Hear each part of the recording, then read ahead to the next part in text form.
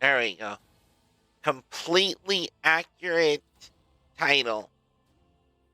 Pure and innocent bunny. No heresy here. You better have spelled it HRRE. Heresy. Huh? Heresy. You better have spelled it like hare, like rabbit. No.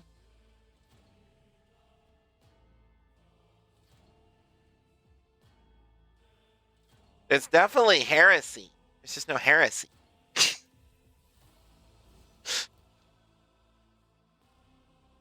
And then you come into my stream, you see a hair.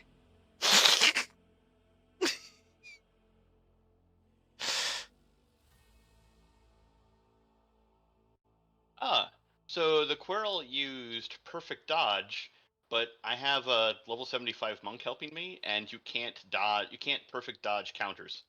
Nope.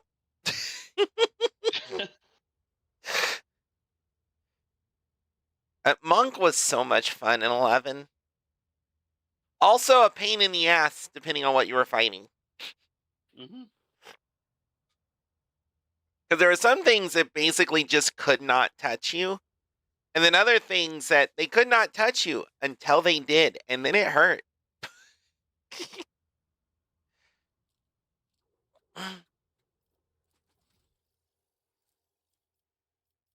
Let's see.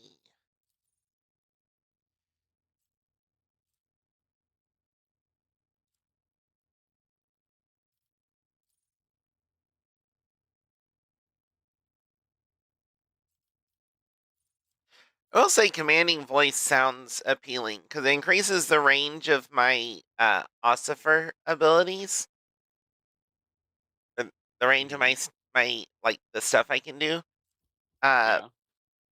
and it increases the range of voice of command by twice the distance it increases the other stuff.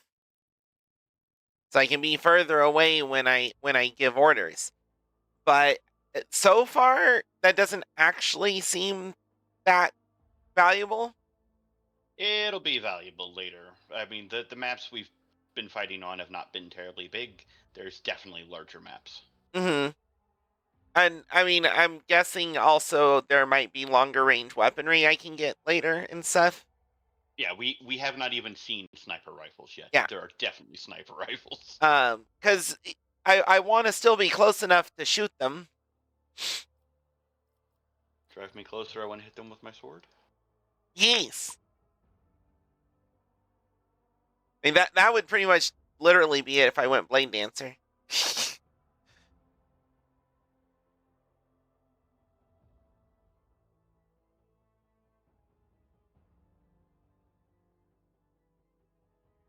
Focus actually could be good for when I'm using my abilities on Argenta because it gives a bonus to perception and ballistic skill.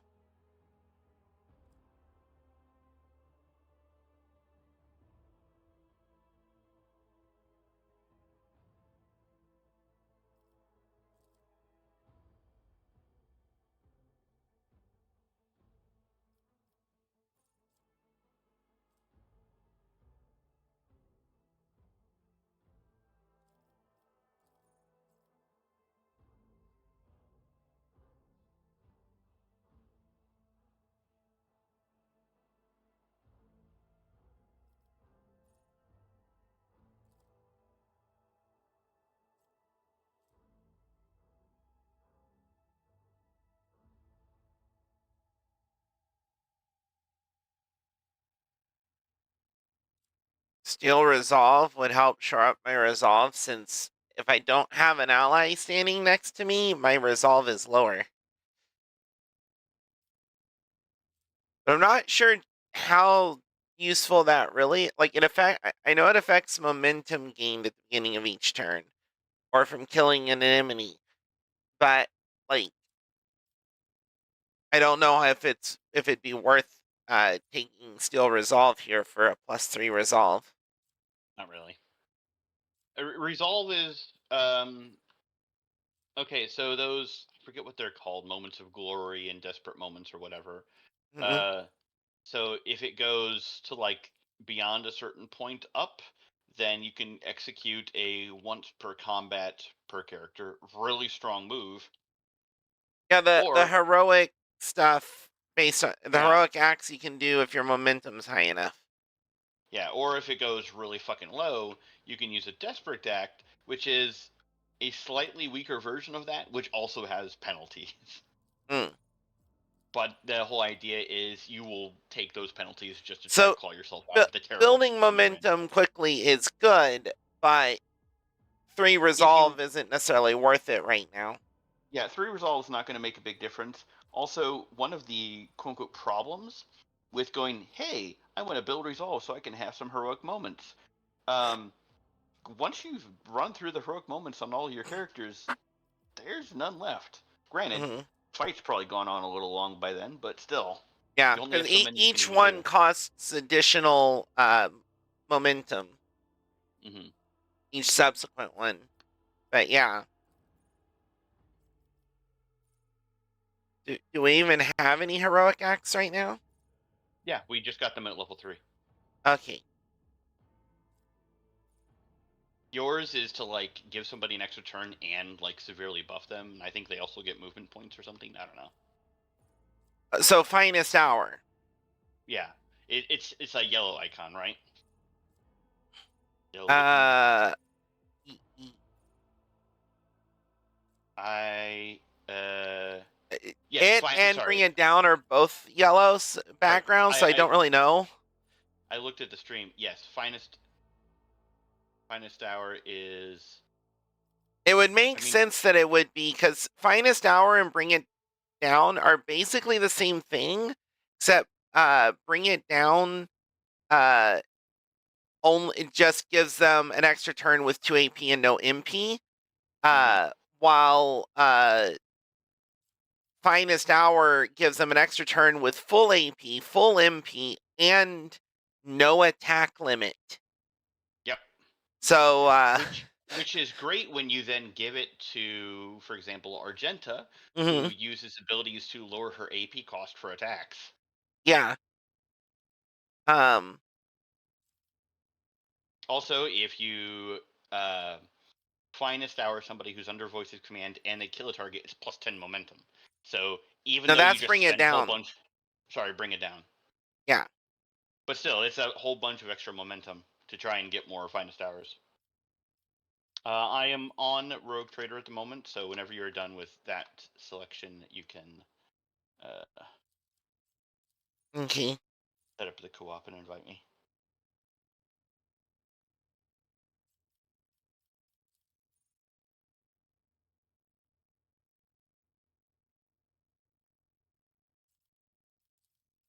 Be vigilant is better if I'm primarily buffing melees. Yep.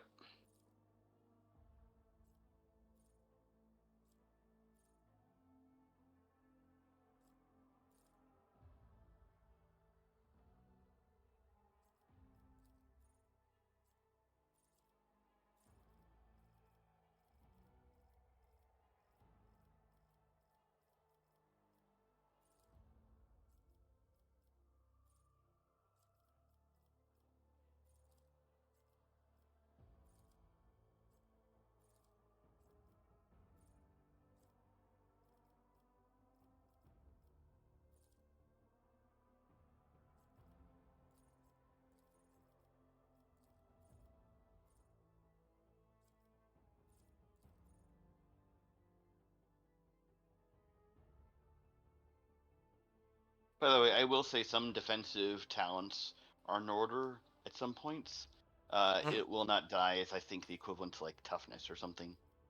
Yeah, increase wounds by half the character's level rounded up. So Yep. essentially, Two. uh, Not a whole lot, but it does. Like when you're level 30, dual it's a little weapon bit more. combat is what would let me actually make additional attacks with my offhand weapon. Hmm. Um, But at a like a 20% chance to hit penalty.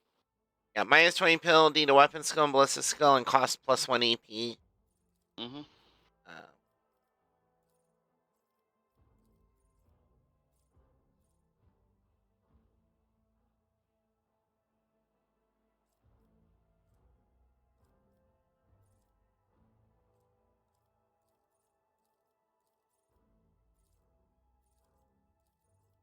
Yeah, not all the attributes are stuff that your archetype can normally put points into, but that will let you put points into them if you essentially want to build outside of the norm.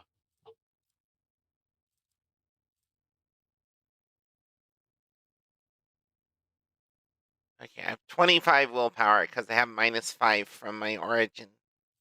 Mhm. Um, and I have well, both of these are actually at something are at all of these, all three of these have are in the 5 category instead of the next tier up of multiple of 10. But Mhm. those aren't the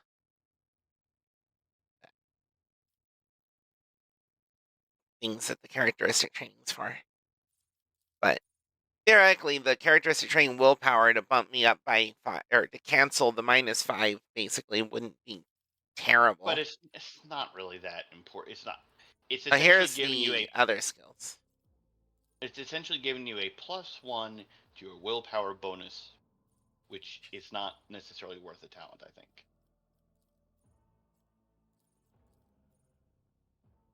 Ah, so for the skill ones, base skill commerce, +7 commerce. If I get that and then later get advanced skill commerce, it's +13 for a total of +20. And you can also reroll failed skill tests, Yeah. which is amazing. But that's 2 talent to spend, and you don't get infinite talents.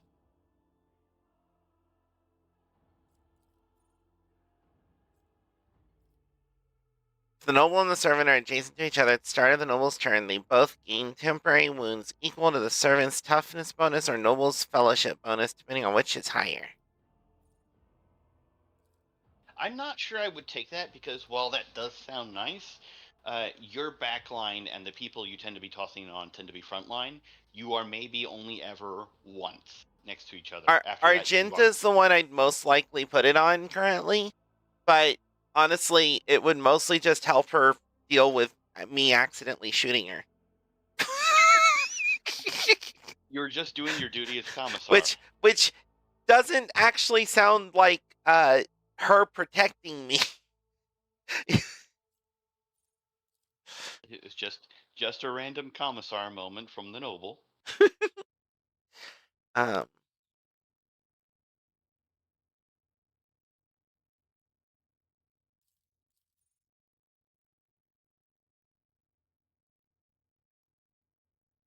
this one would be good if I was using the serve me on like you instead of Argenta.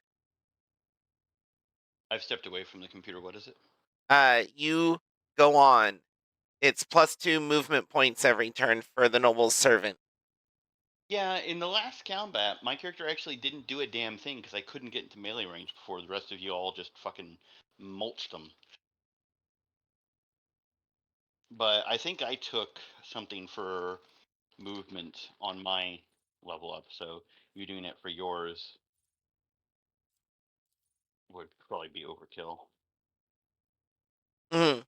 Like it still might be worth it because I mean it can even be useful on Argenta in some cases, but it might be worth it Having it depending. in Like if I position. end up using someone else besides Argenta and uh whatever the psyker's name is, but Adira? yeah, um, but and it's not unlikely that I'm going to do that considering I'm so far going down a heretical path. Yep. Which Adira will like. Argenta will Argenta will not. not. And I don't know the severity of both of those, but I can pretty much promise you that's going to be a thing.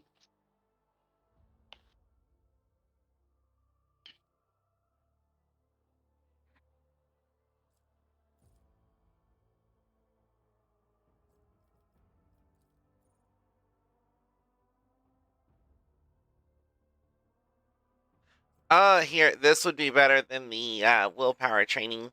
I mean, the willpower training could be helpful with stuff with other stuff that's willpower based. which I do. There are some things I can take that are willpower based, but camaraderie is that thing available to hive worlders where I can use my fellowship value instead of my willpower for resistance tests or for That willpower would be resistance tests. that's not a bad idea Yeah. because your low willpower, while not something that would come into play often, when it does, it will fucking neutralize you. Hmm.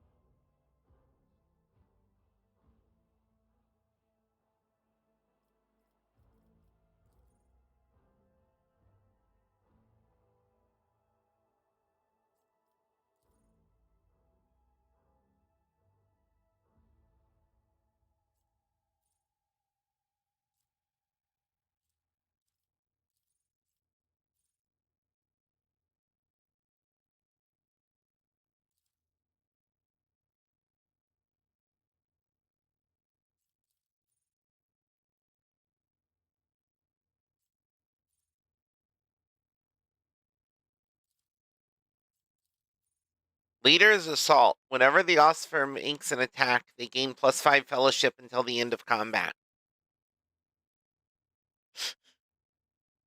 Yeah, the thing is, like, some of the officer abilities function very well with you attacking. Other officer abilities are like you're not going to be attacking, you're just going to spend your time like purely Mhm. all your AP purely buffing your allies. So you kind of want to make a decision at some point whether you want to be a more like lead from the front, maybe not literally, but like attacking and buffing, or go pure buffing. Mhm.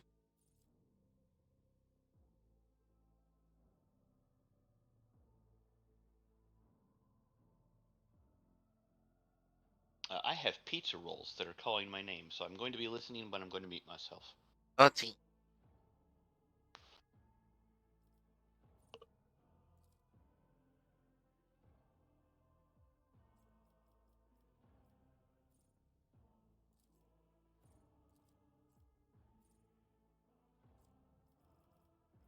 Right. I'm going to go with. Right. I'm going to go with camaraderie.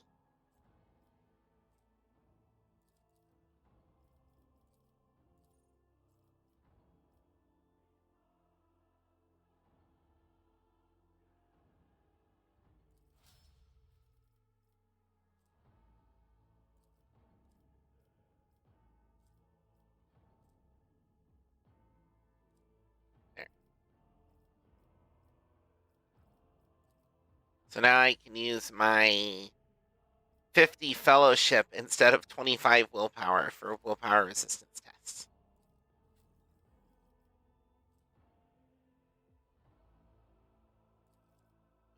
For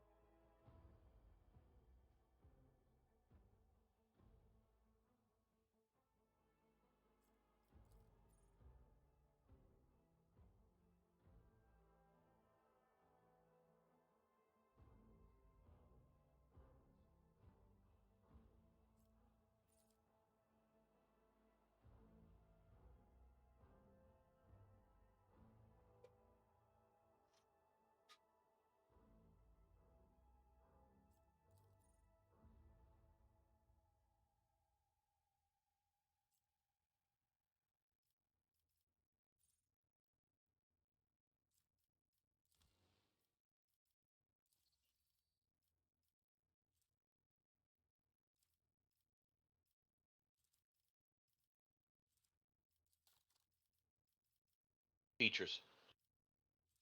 Hmm? Talent.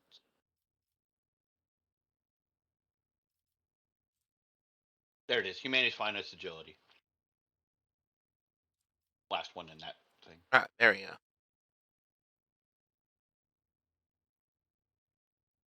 So they've got she's got +10 agility from humanity's finest, which means stronger together would give +5 to the rest of us on agility.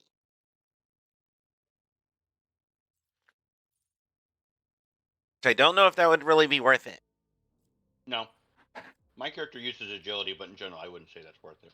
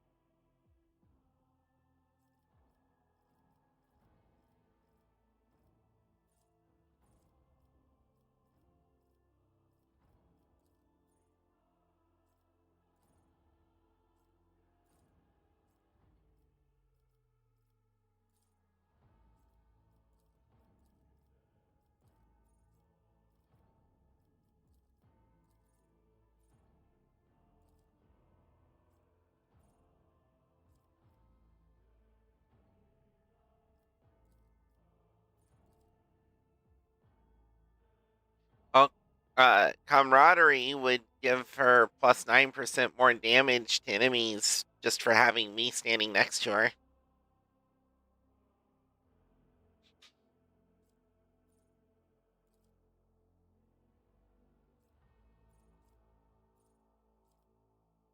Build her however you want.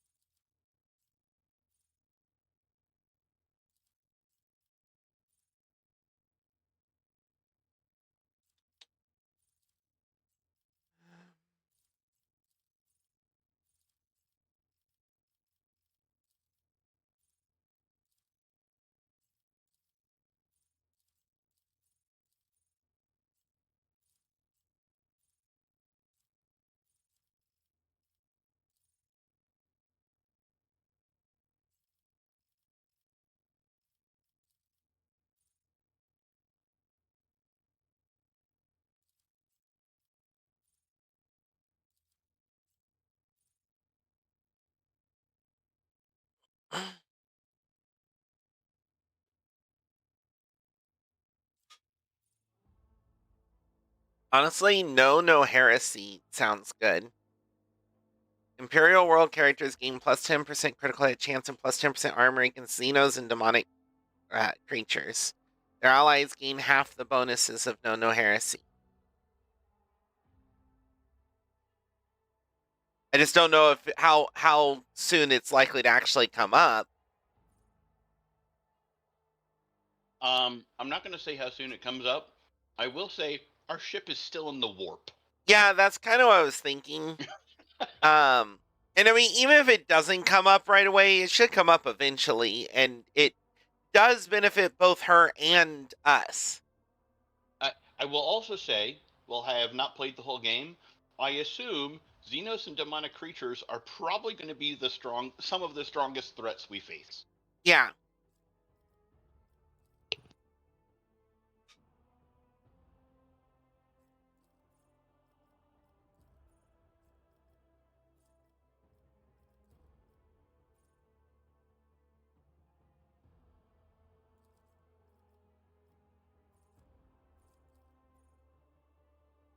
I'm gonna go ahead and go with no heresy. for her. I think. I like how it also lowers her knowledge Xenos and knowledge warp. She is aggressively ignorant, and that makes her stronger. Mm-hmm.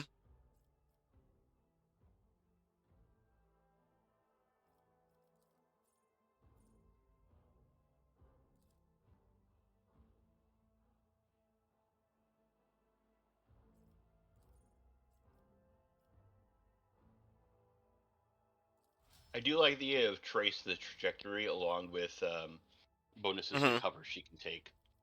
Yeah, that also looks appealing, and if she sticks around long enough, I will probably grab those. Um, she's rank 3 dogmatic. Yep. She gives grim determination. Rogue trader and their allies gain plus 10% chance to survive with 1 wound instead of falling unconscious.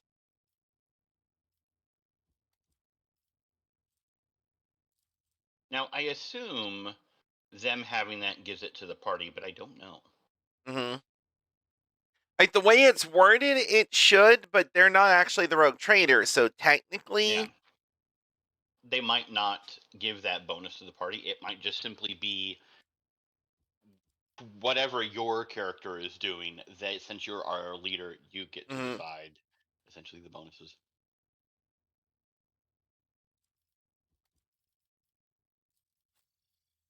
That said, Heretic 1 is not bad. Mhm. Heretic 2 is destroy the weak. For the first round of combat, everyone in the rogue traders party gains 25% chance to regain 1 AP after killing an enemy. However, triggering this effect immediately manifests psychic phenomena, I don't like that. which uh psychic phenomena are more disconcerting than dangerous, intriguing in the thoughts people around Psyker, causing omens of vision. Psychic phenomena reduce the momentum of the party, distracting them from combat, lowering their morale, or just causing bad luck. Psychers can be sanctioned or unsanctioned.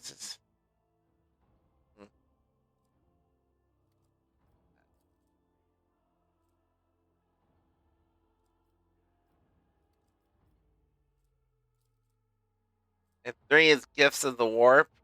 Any psychic phenomena increase the momentum of the rogue trader's party by plus 2 to 10 instead of decreasing it by 1 to 5. Yep. So, as far as I'm aware, there's ways to build, uh, especially as heretical psychers, where you're not trying to avoid damaging the warp. You're trying to just speed run it right to the end and just constantly violate the warp. Let's see.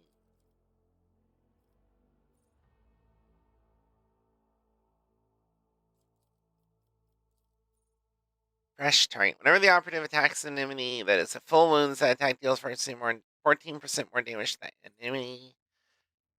Instant exposed weakness costs 0 AP.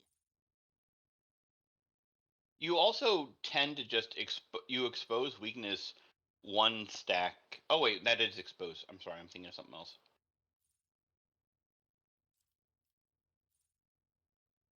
Yeah, it's analyze enemies. You just sort of like passively do it to everyone.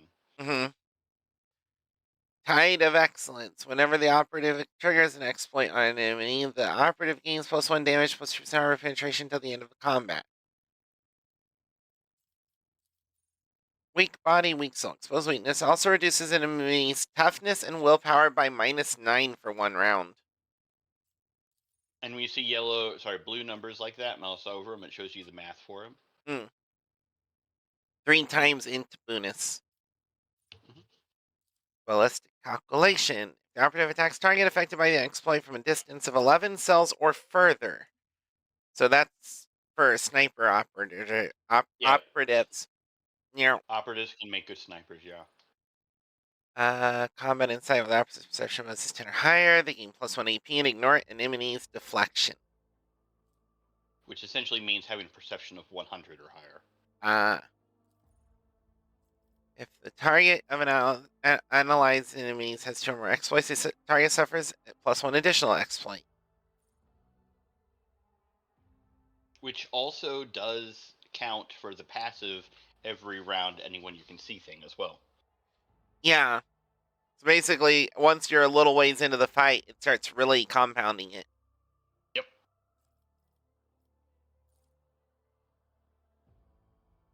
So the opponent's turn, the enemy with the largest number of exploit receives an additional exploit stack. Two or more enemies are tied for the largest number. One of those is chosen at random.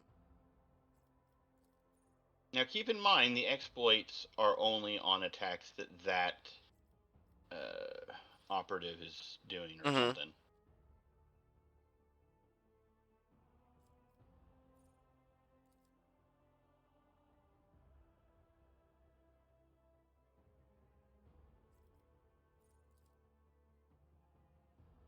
Mm. Joint Yeah. offense. The operative's allies gain plus 1% hit chance and critical hit chance while attacking targets affected by exploits, which that's their int bonus divided by 2.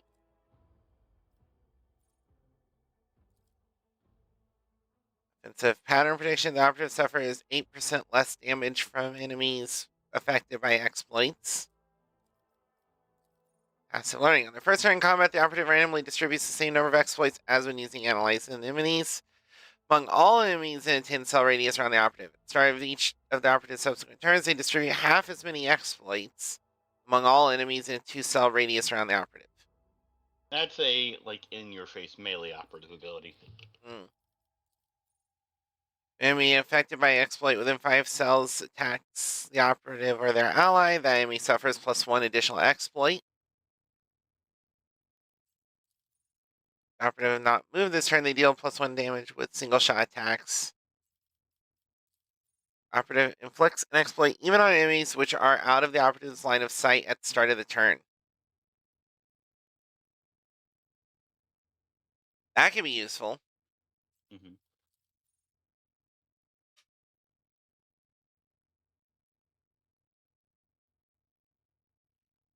Edge of Fate. At the beginning of every combat, the Psyker's allies gain plus 15% critical hit chance. The first critical hit removes this effect. That's honestly not bad. Like, it only applies to one crit, but it means they're more likely to get that one crit. Yeah, it's not bad, but it's not good either. Yeah. For one thing, that crit might have been a crit they would have got anyway. Fatebringer. Allies under the effect of at least one psychic power gain additional 7% armor penetration. Now, as far as I know, that doesn't have to be a psychic power that she cast. I'm also casting psychic buffs. Mm. So That that's yeah, that does. It just says it just says psychic power. mm-hmm. Like, theoretically, wouldn't that even apply if you're hit by a psychic debuff? uh possibly. Because that would be a psychic power. Possibly. I don't know. It's Owlcat. Who the fuck knows? Every ninth successful dodge and or parry by the Psyker and their allies combined grants the Psyker plus 2 additional AP on the next turn.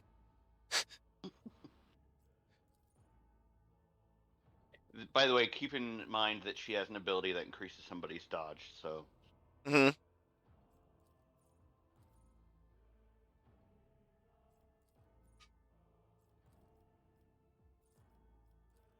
Unnatural luck. When the Psyker uses divination psychic power on an ally without an unnatural luck effect, that ally gains unnatural luck. Unnatural luck. When the ally suffers a critical hit, it becomes a normal hit. Instead, the unnatural luck effect is removed. Interesting. so if she uses the dodge thing on someone, then they also get a one stack of turn a crit hit into a normal hit. Mm.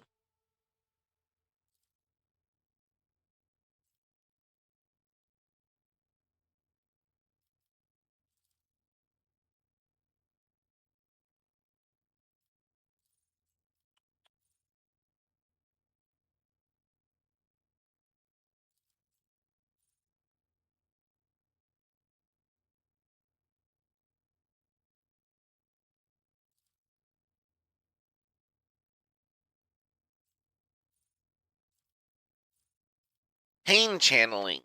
Whenever the Psyker kills an enemy with a psychic power dealing more damage than the target's wounds, the excess damage will be dealt to the enemy closest to the target. Just imagine that with Chain Lightning. Mm-hmm.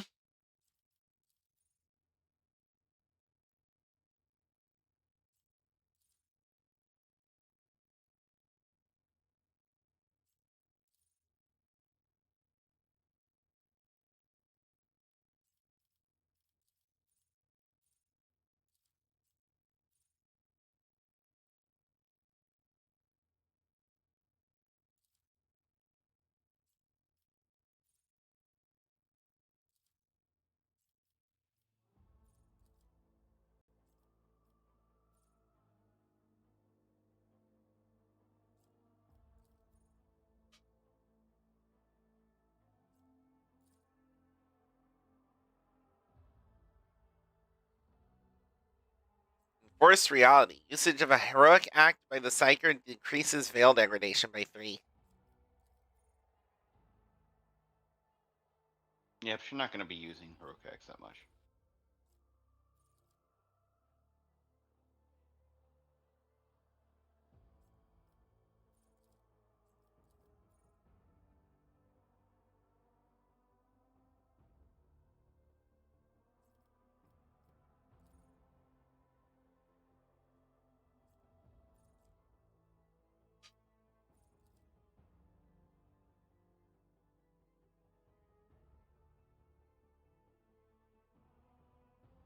That is what you would use if you really didn't want to cause psychic nonsense. Mm-hmm.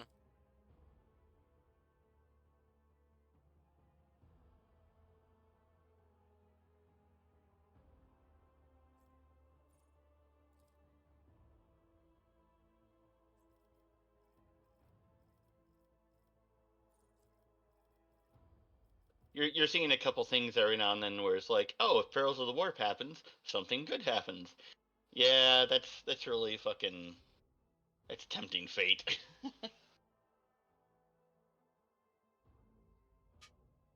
Although with going down heresy, that could be useful. hmm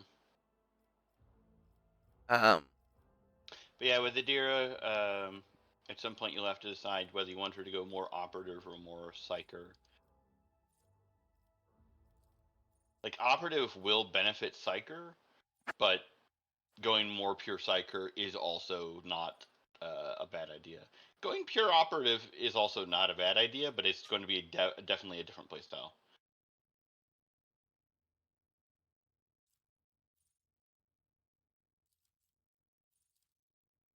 I'm thinking Fatebringer.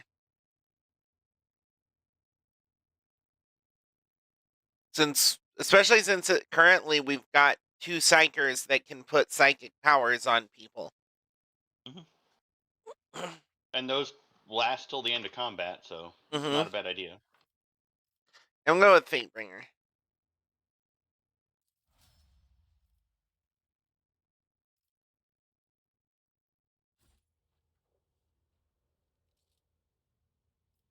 Miscalculations are for commoners. I don't make mistakes. I make profitable learning experiences.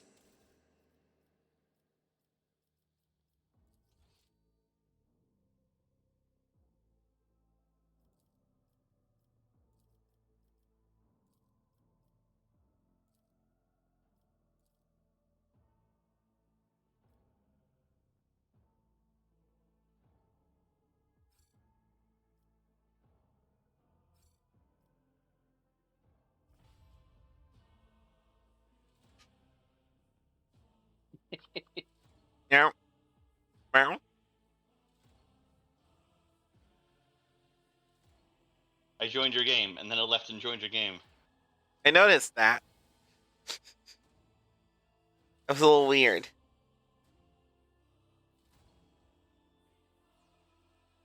All right, let's pour a day. I don't fully agree with the choices you have made, but 'tis my duty to defend you. Let's see, handwritten seal. Let's get some sorting going on here. Sort by type, thank you very much.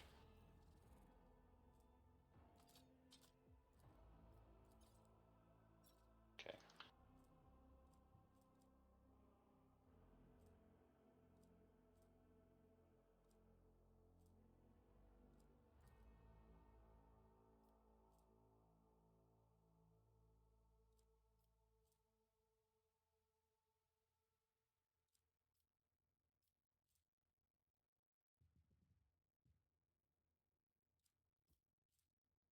Okay, ready to continue?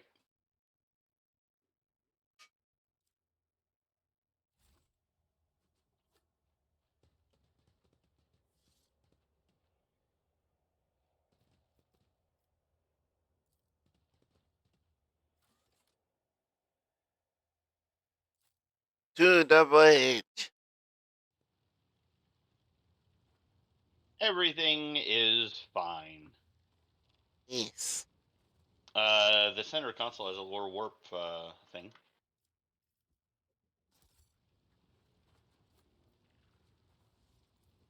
I always get the job done. Perfect vision is a product of the warp energies that permeate the ridge. Oh, Edelthread's still alive, and I see Kunrad in the distance.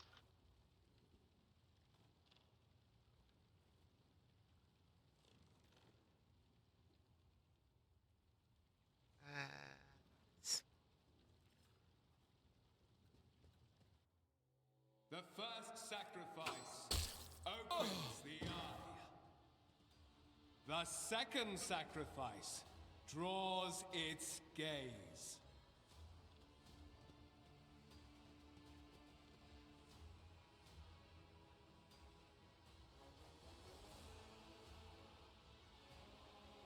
Traitor! Right when we needed all forces to deliver a decisive blow, you stepped aside. Do not even try to claim that my vox costs did not reach you. I sense the mark of the warp on you. An echo of the powers that are ravaging this ship. What is it? The aftermath of the terrors that you had to face? Or an admission of guilt?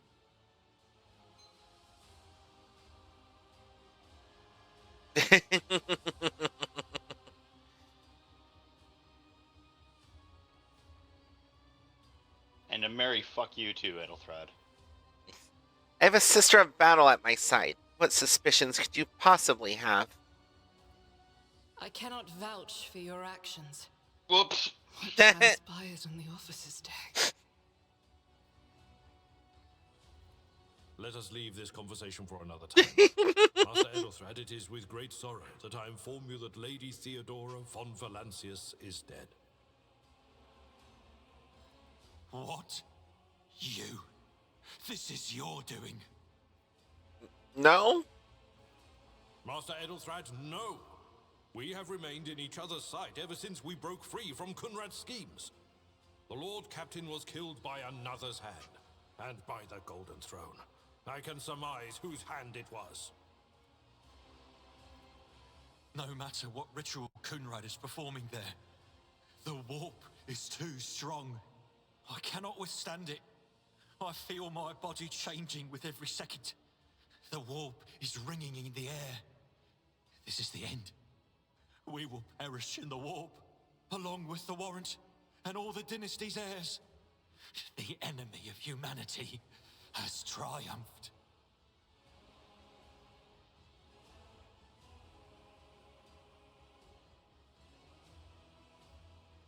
Meow. I've seen it before. We'd better get away from him. The changes are already accelerating.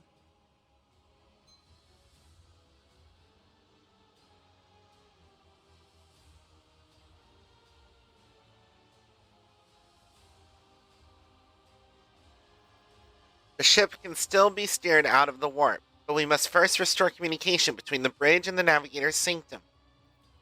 Then we have no right to bow our heads.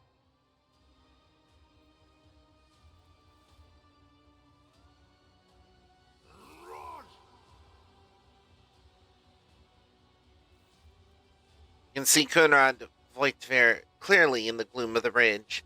The broken blade he is holding is stained with dark drops that seem to have a pearlescent glimmer to them.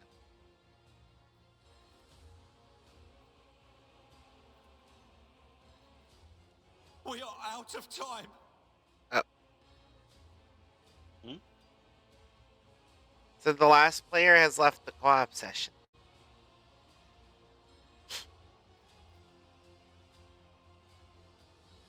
Let me try and rejoin you.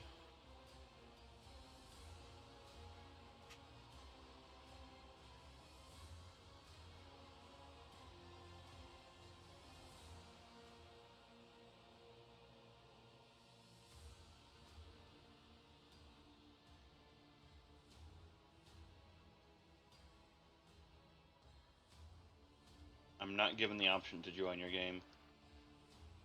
Well, let me get out the dialogue then. Edelthrad bites his knuckle, desperately thinking. You see a wave of ripple across the whites of Edelthrad's eyes, and they begin to turn a sickly yellow.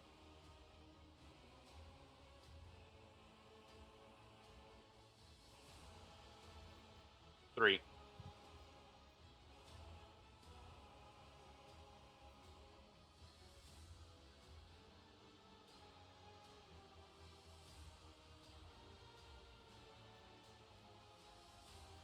Or, yeah, if you want a 1, that's fine. And I'm gonna go with 1. I draw my weapon. Voitvir, you duplicitous cur, the rogue traitor's death will be avenged. What? Theodora is dead? No, that can't be. Not now. I still haven't. I will not die quietly alongside one who is a traitor to her blood. He If didn't my do last service to the Imperium is to rip out the throat of an enemy of humanity, then such is the God Emperor's will. Edelthrad, don't! I mean, we already had reason to think he didn't do it because he didn't want her dead. He wanted her to suffer. Yep. Your ritual won't be finished, heretic!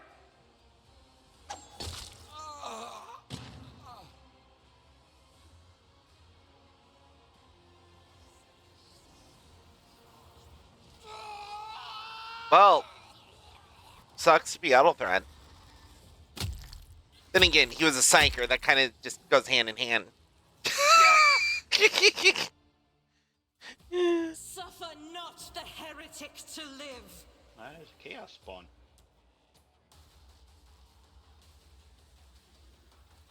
Okay, you need me back. Working on it.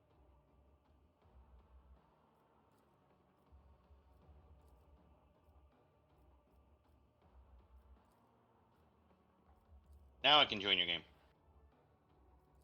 Okay.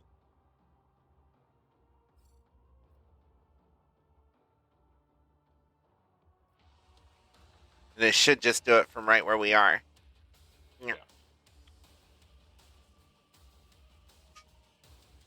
Like this honestly handles creating co-op fairly well. It's a little odd, but it's an effective way of doing it. Mm-hmm. And while it's odd, it's not complicated. Okay.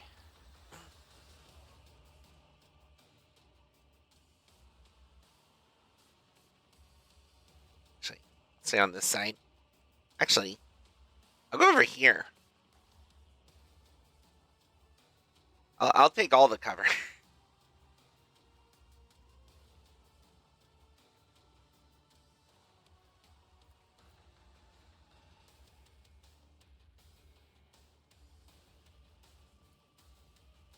I would like Abelard to be there because he's going to rush out of cover. Okay.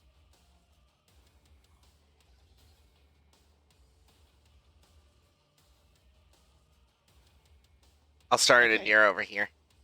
It may be worth your time to right-click on the chaos spawn and check its stats and buffs.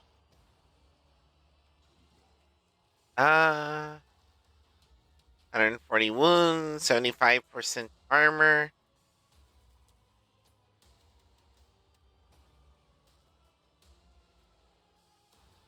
Has permanent natural armor. But the natural armor Gets weaker as its health goes down. Yep.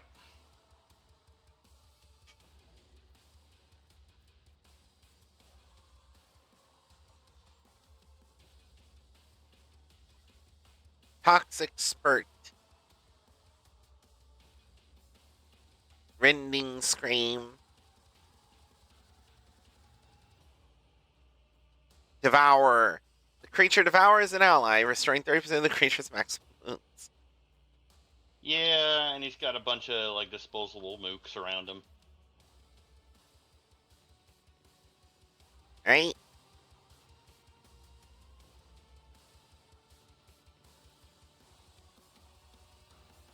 Anonymity status. They're just telling you to do what I just had to do.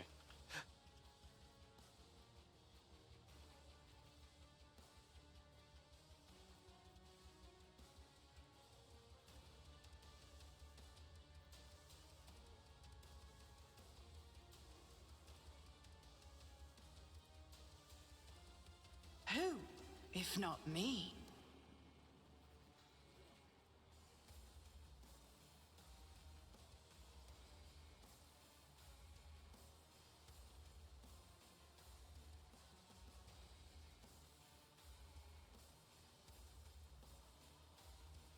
I'll make it happen.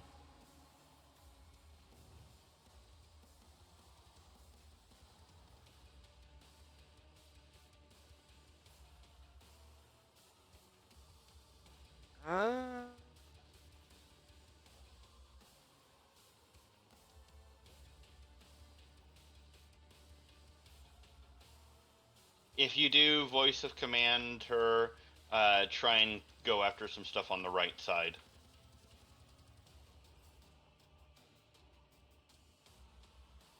Just like, can she burst them? I don't know. Not on the right side without hitting me. Burst the chaos spawn? That's what I'm looking at. Yeah. And I hit the guy behind him too.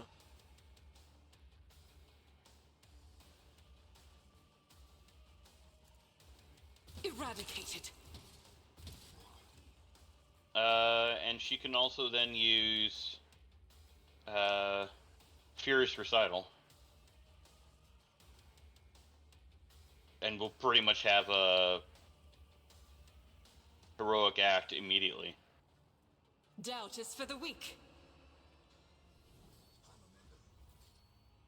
Which she can use if you want, because it's still her turn. To use the unique abilities called Heroic Acts or Desperate Measures, momentum is required. Depending on the actions of your party in combat, the momentum bar will increase or decrease. A high momentum value allows the character to use a Heroic Act, low value grants access to Desperate Measures. Both abilities can completely change the course of battle, but every party member can either use one or the other and only once in a single combat. Let's see. Firearm Mastery gains the ability to make a number of extra attacks equal to their weapon's rate of fire.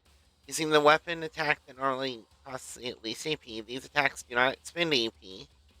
Till the end of the soldier's turn, their first attack against each new enemy automatically scores a critical hit. The soldier immediately reloads their current weapon. Her rate of fire is 4, so that'll allow her to put, 4 shots into the chaos spawn? Or hell, she can use it to one-tap those 2 mooks back there. Yeah.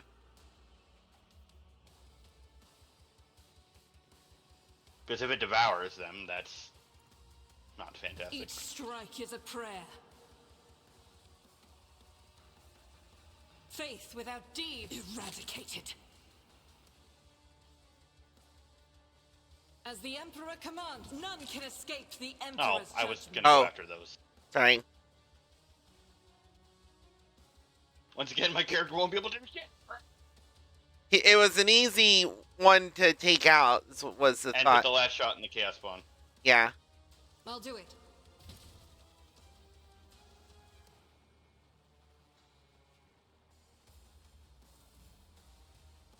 And you can still fire a Pistol shot, probably. It'll be extended range, but might as well. I won't stand for it. I don't have line of sight. Oh.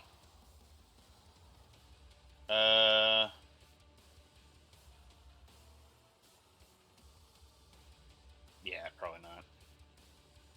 Like, I could move, but No, you have no. Oh yeah, you can. But that would expose you. See if you can move. Yeah, over there and hit the other guy.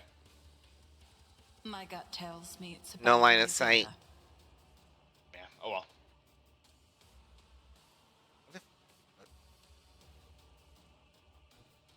Curious if I here. Yep. You I move can there. from there, and honestly, where being there is still effectively having cover because there's nothing that can really shoot at me there. Yeah. I'll see to it personally. Another enemy down. Right. For the record, that gun only has 3 shots before it needs to be reloaded. But God. Okay, well, there's almost all mooks gone. there's still one guy over there on the left.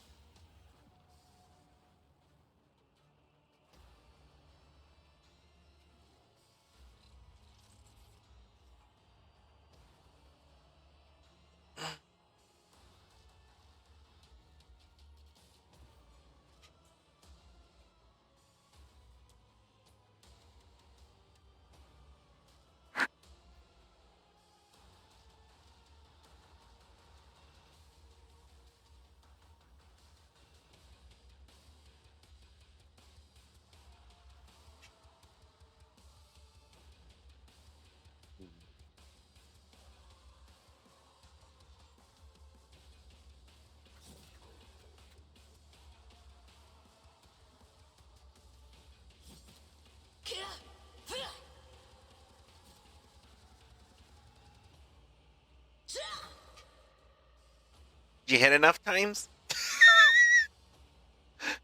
Yeah. Blade Dancer.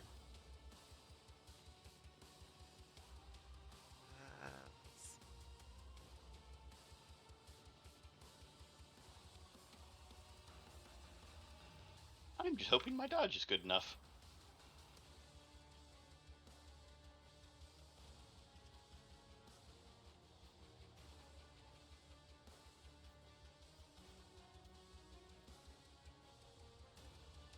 She maybe shouldn't cast Lightning Arc, by the way.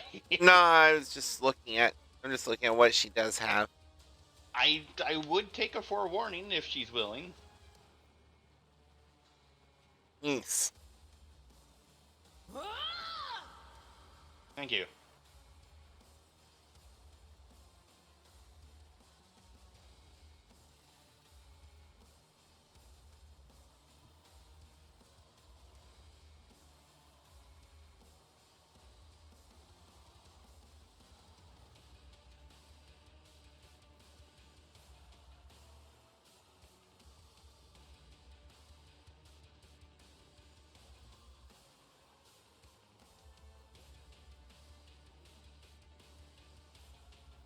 Press X to switch to her auto gun and just have her open fire. Cover me! After she does like expose weakness and stuff.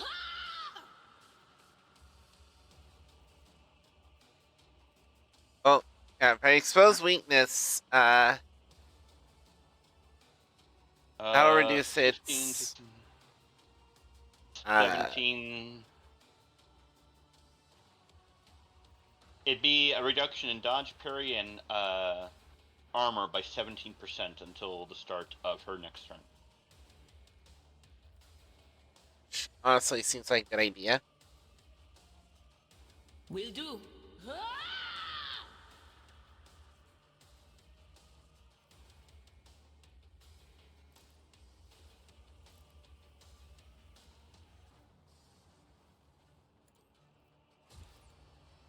And she missed.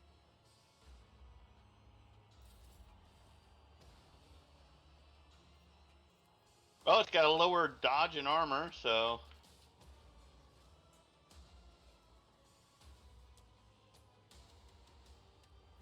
Uh, Wait, hold on a second. She can run and gun now, and then immediately revel and slaughter to remove the penalty. Mm-hmm. Yeah, and then just unload with it whatever she can do. For the weak.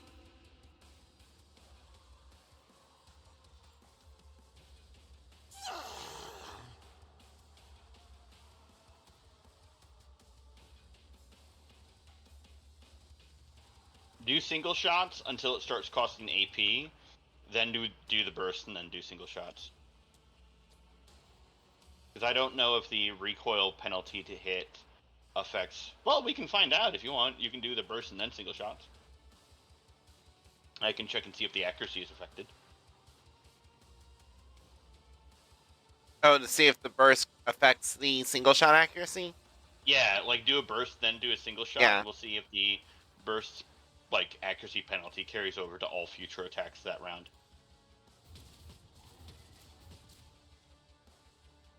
Okay, out of curiosity, let me see something here.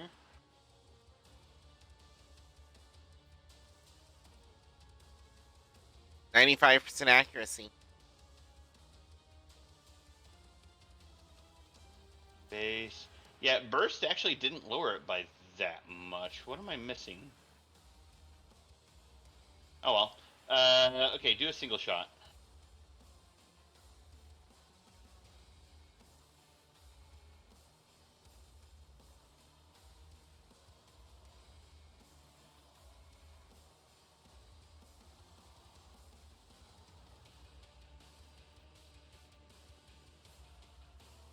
Ow.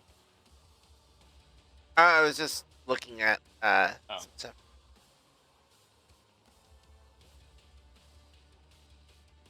That's making sure I didn't disconnect again. I think it might have to do with how many all the fucking buffs that are on her right now. I mean, here's the thing. If I go into the stats to look,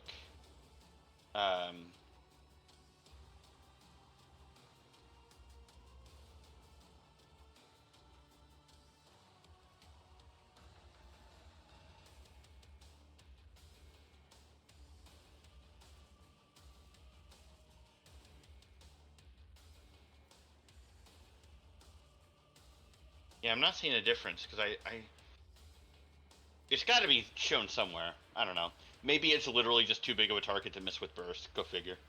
Could be. Also, she's got a bunch of bonuses to her characteristics, her ballistic skills, etc. Yeah, but like when you go into the combat log and right click it and bring it up, it will break down literally everything. Mm-hmm. And I'm looking to see where the penalty is, and I just don't see it. Mm-hmm.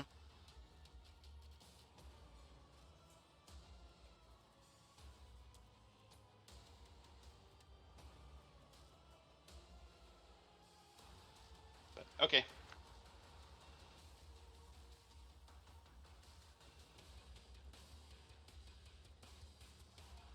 End turn.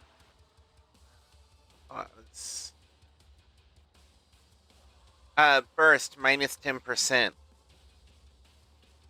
Yeah, but I thought it should be like 40 because it had to do with the recoil value of her gun. Wait, triggered auto hit due to burst attack.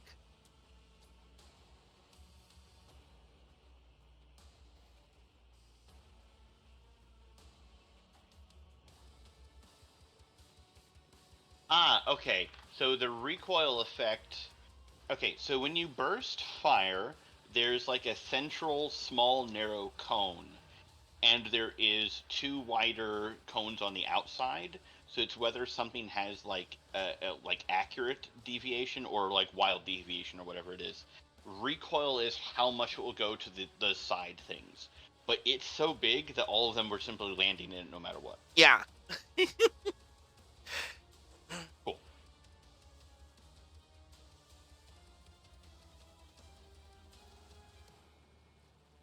By the way, it's not even the end of the first round, and she's already gone through 9 out of the 14 rounds in her clip. This is what I meant when I said, it And- seems like you won't have to reload, but you probably will. And well, she's also already reloaded once. Uh-huh. Crush the feeble. Who'd you... Oh, fired at me. I was like, who'd you fucking fire at?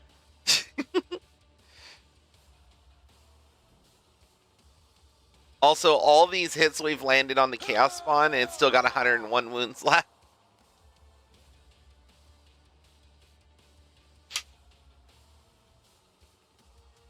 Oh. I Couldn't should have quite. stepped forward first. Mm. Oh well. Nope. We all get bleeding. Brace yourself, Abelard. Didn't flinch.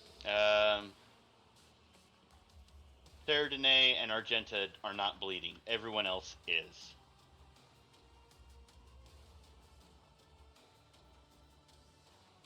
It's going to be 4 damage every round until it's fixed.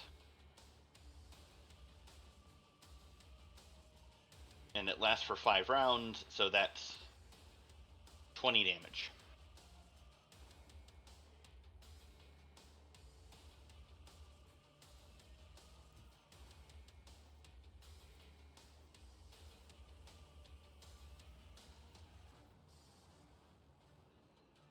On it.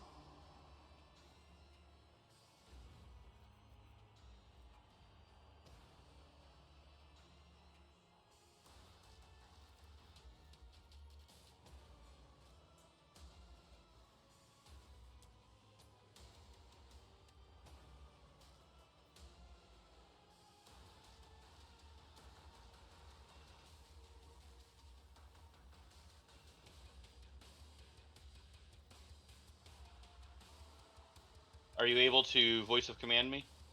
I did voice of command you. Oh. No, you didn't. Yes, I did. What? Oh, sorry. I meant bring it down. Yeah, I can't. That's what I was deciding is whether to put it on Argenta again or you. You can only use. You cannot be used on the same ally more than once per round. Per round. So yeah, voice of command requires waiting a few rounds to use on the same one again, but Right. bring it down can be the same person each time. Mhm. But I think I'm going to use it on you.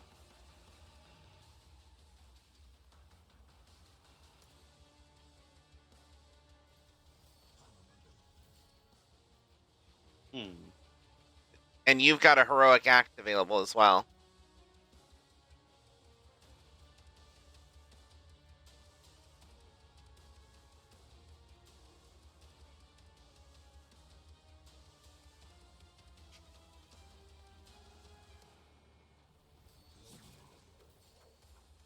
You have been judged and found wanting.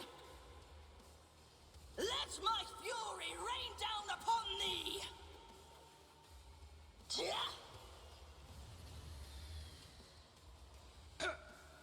Grief. That was a thing. And now we all have bleeding. Veil degradation changed from 2 to 14.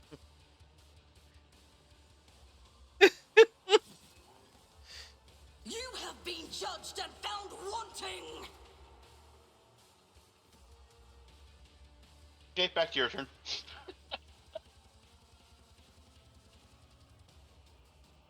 We gotta bring this fucker down quick. I'll make it happen. That works.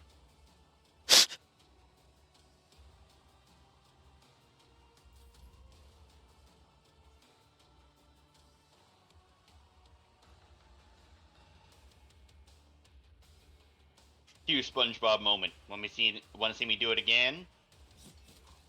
Let my fury rain down upon thee.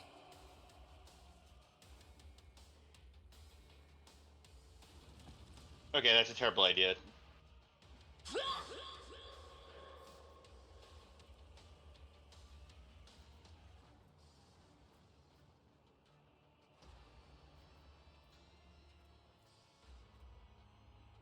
Do not use any psychic powers. Mm-hmm. On it.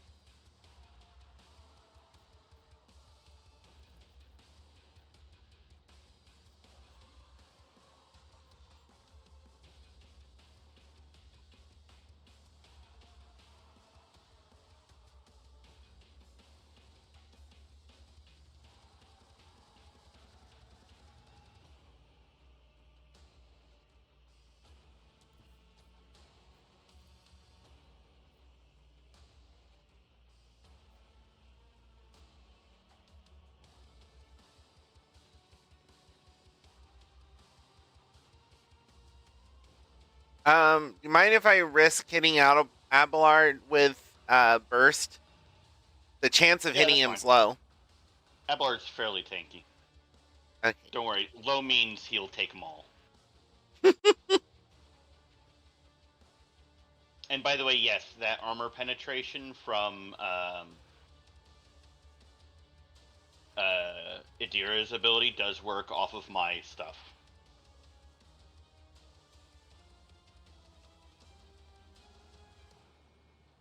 Will do.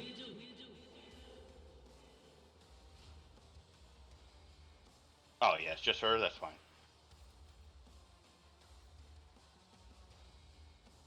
Anything else? Nice. You managed to not hit Abelard. Alright, Argenta, bring it the fuck down. See, I could do burst with the chance of hitting Abelard. If... Where can she move to? Can you move to, like, here? Or here? Or here? I can get to not all the way up next to him, but just There? shy. Yeah. Go there. Go there and burst on it. It's got only 18 HP. Between her and Abelard, we can kill it. Mm-hmm.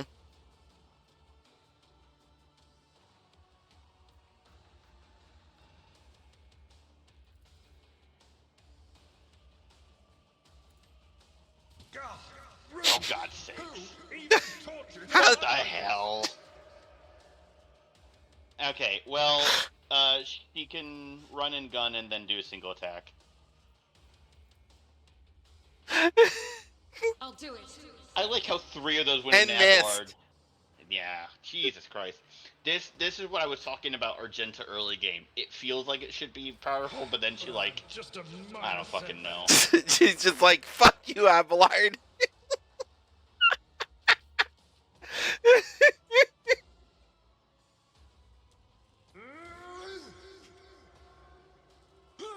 took care of this one. Take him, Abelard.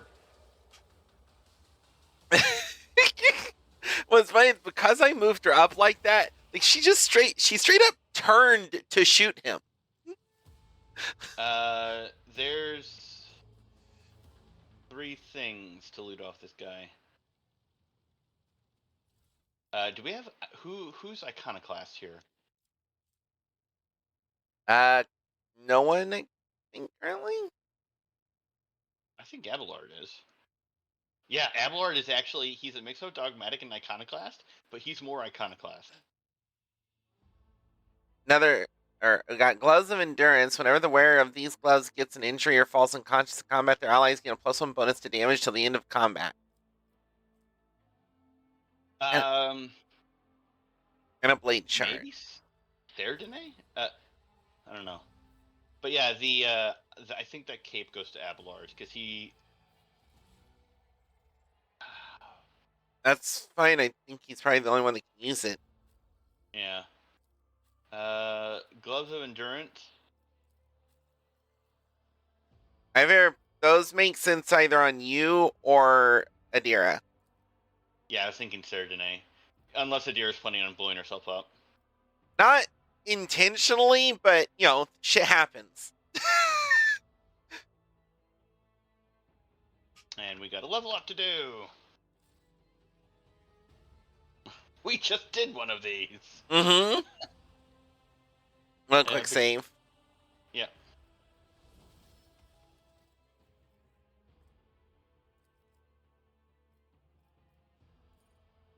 So, characteristic increase by 5. Mm-hmm.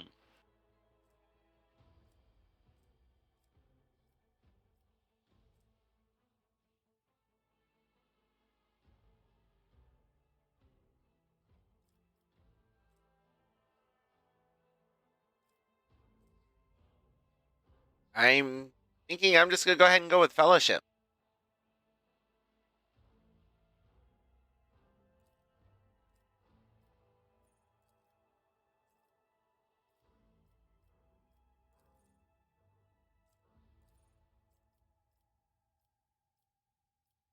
And then a common talent.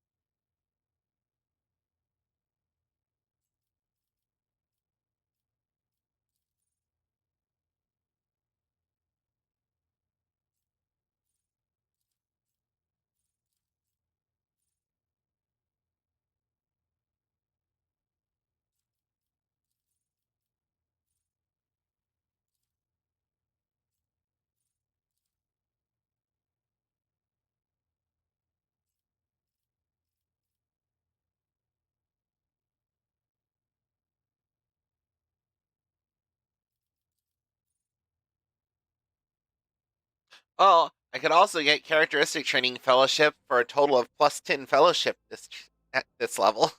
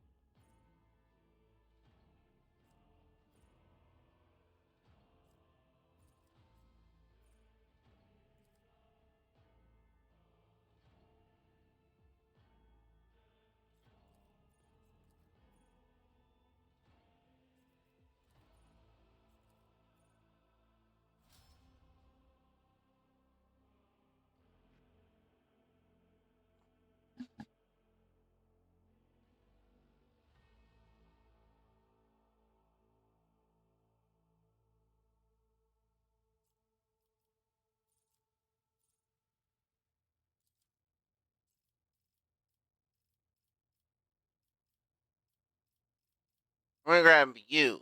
Do something. If a noble uses an ability on their servant, the servant gains plus 1 AP next turn.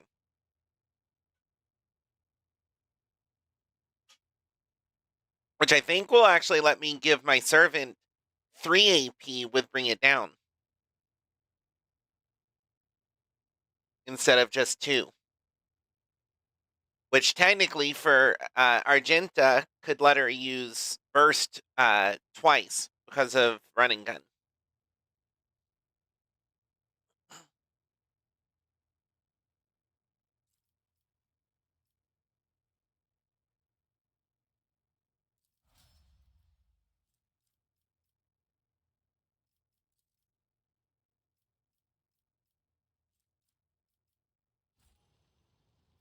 I have a nose for profit.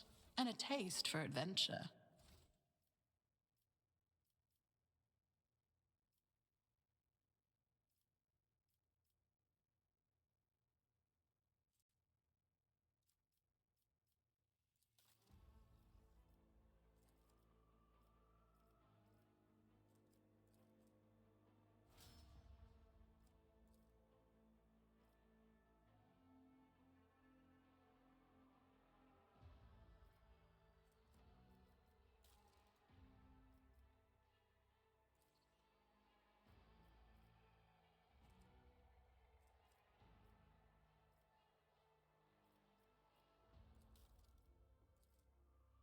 I honestly wasn't expecting my character's heroic moment or whatever to be that fucking extra. Well, had stripped it of a chunk of its armor, gave you armor penetration, and I think we'd gotten it low enough to lose some of its armor that way as well. Some of its natural armor. That was after that was the first time it started losing armor.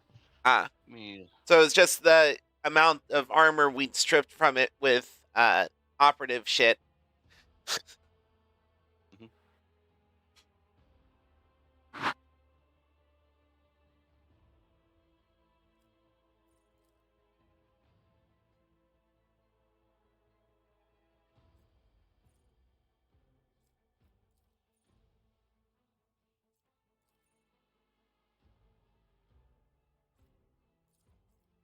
I think I might actually go with camaraderie for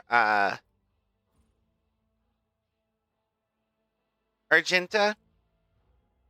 For each adjacent ally, the soldier deals plus 10% more damage to enemies.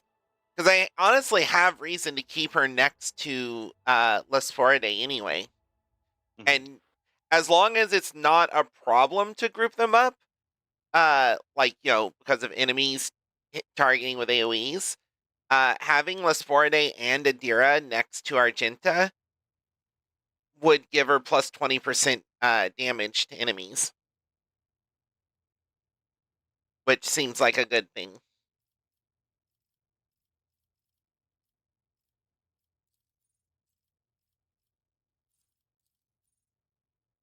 So, we'll go with that. Yeah.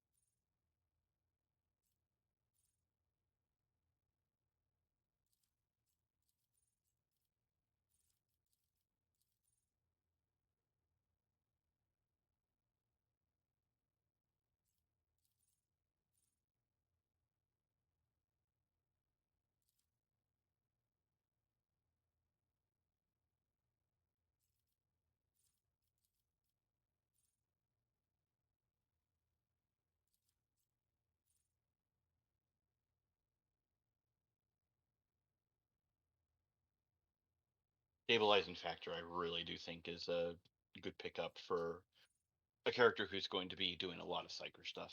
Hmm.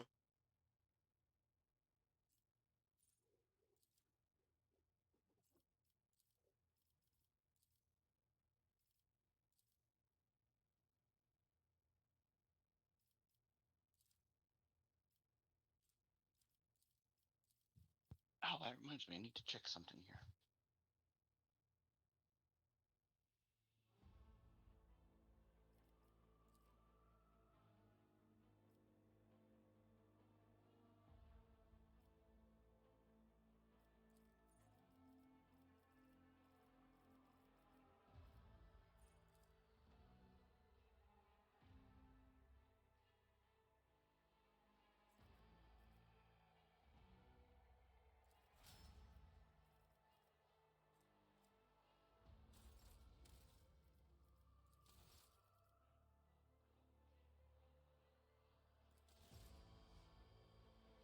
Okay.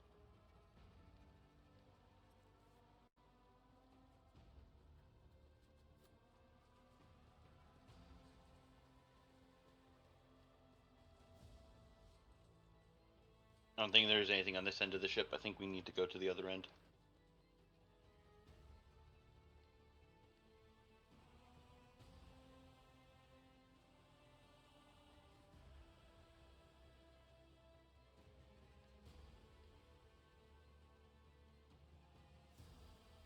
Let's see.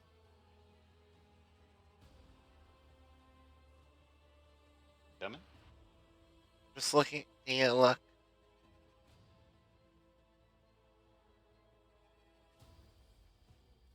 Which button is it that highlights things again? Tab. Tab. Okay. Because there wasn't anything to highlight, I wasn't sure if I was even pressing the right button.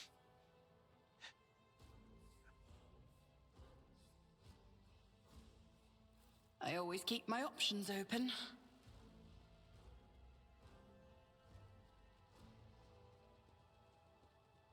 The heir is dead. He sacrificed him. Rivor, Master Helmsman, systems status report.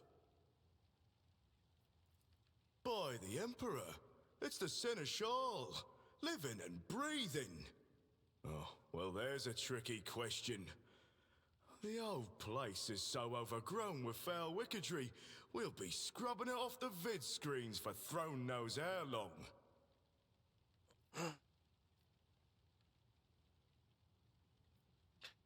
We need to reestablish contact with the Navigator's Sanctum. It's our only chance of escaping from the warp.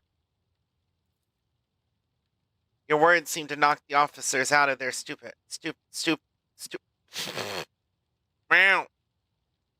out of their stupor, and the air around you fills with voices and commands being issued. You hear someone sobbing, one of the survivors buckling under the stress. Abelard cuffs the crying officer without even looking. Restore the Vox channel to the Navigator's Sanctum. Ready the crew. Prepare for translation to real space. You may call me superstitious, but translation is not a good time to disregard rules. You are the only one who speaks for House von Valancius. You may not be the Lord Captain, but you, more than anyone else, deserve to take her place in the ritual that is about to commence.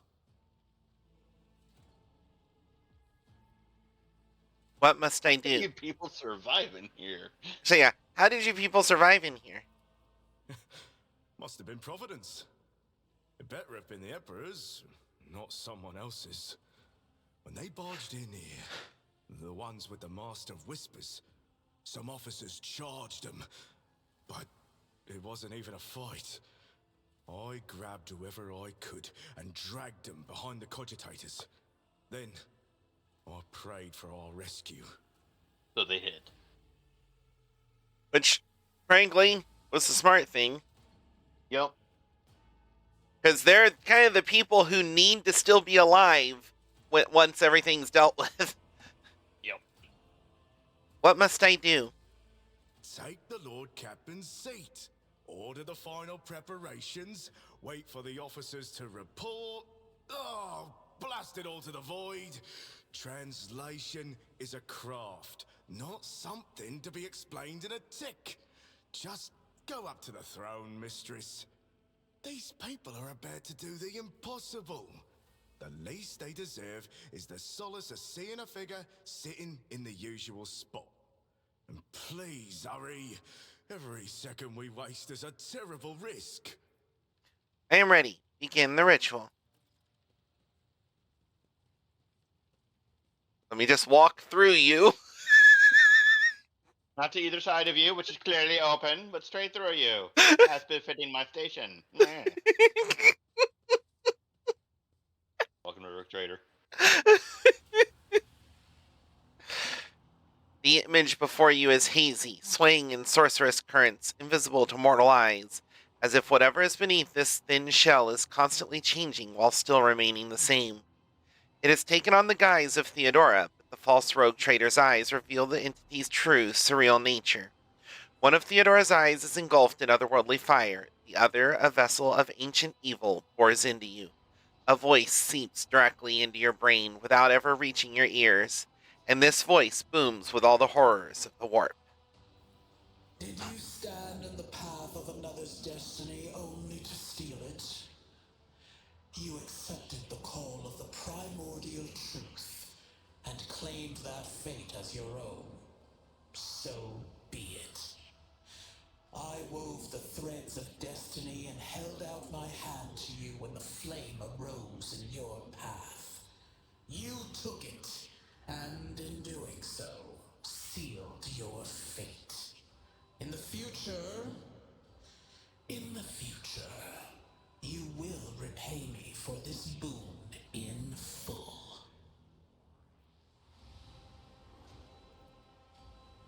It resonates and merges with the voices that have already dug their foul roots into your consciousness.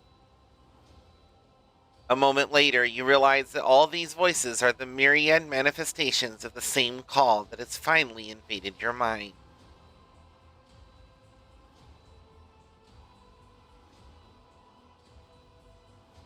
Are you the one behind all that is happening here? The one who addressed me and guided me out of the... What? Are you seriously selling your soul for a fire extinguisher? I mean, that's better than the going rate. Jesus. Not wrong.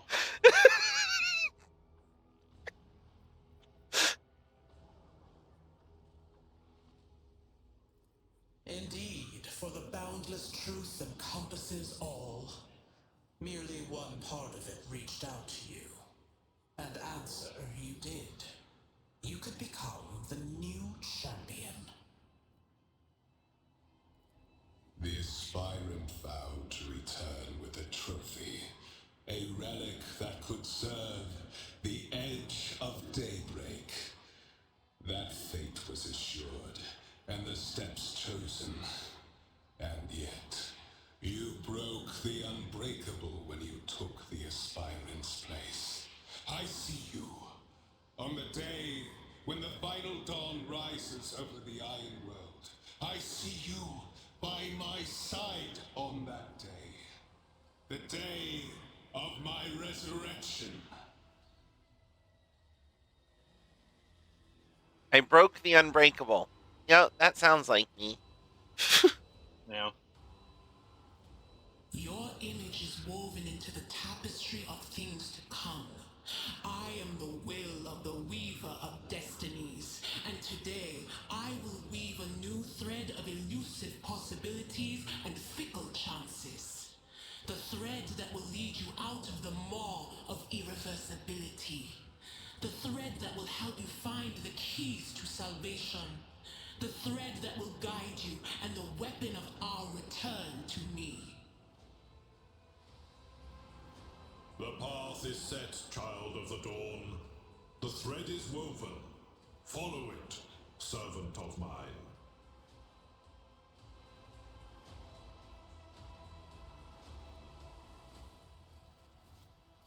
Seneschal, the navigator's sanctum is silent. The Vox signal is stable, which means...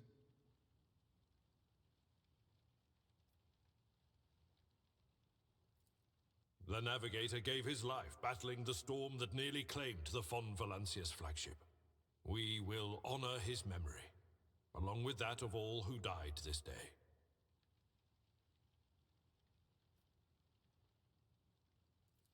Seneschal, will you tell us now? Who is that? Where's the Lord Captain?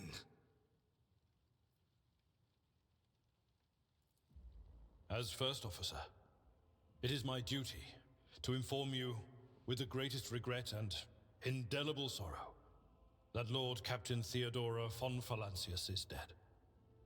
May her memory never fade from the annals of the dynasty. By right of blood succession, and with the absence of other kin who could challenge this decision. No. It is hereby declared that the successor to Theodora von Valancius is her heir, the rightful inheritor of the warrant of trade, and the title of Rogue Trader. The official ascension ceremony will be held at a later time. In the interim, have you lost your tongues? Hail your lady. It is because of her toils that we all still live. The deed is done, mistress. My apologies. I meant to say Lord Captain.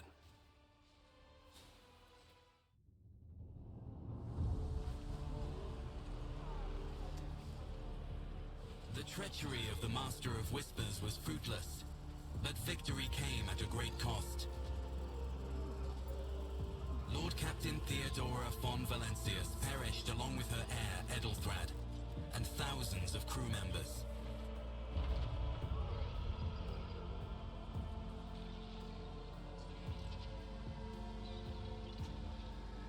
Honestly, that's a relatively small fraction of the crew of the ship.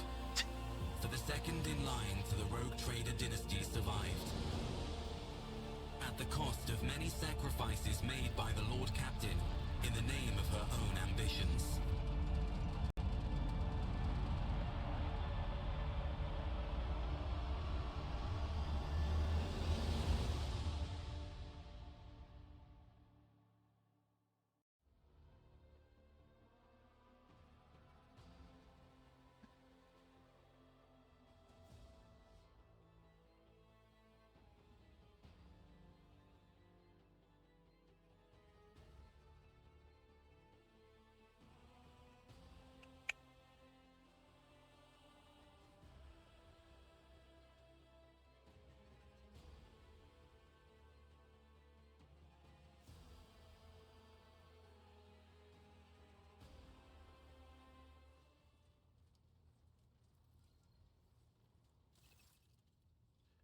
Cargo management.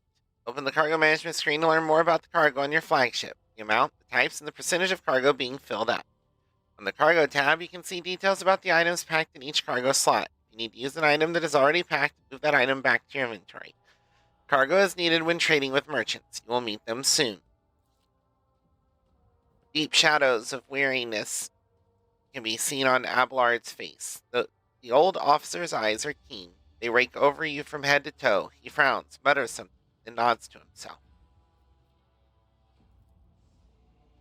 Cannot help but notice that the Seneschal does not know how to talk to you or where to begin.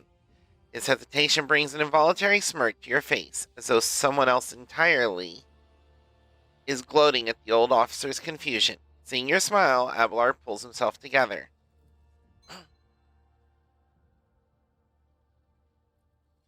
Wait, why is he not? Not everything in the game is voiced. Yeah.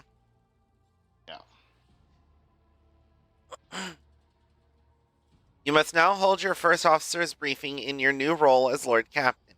For many of those who are about to join us on the bridge, this will also be their first briefing.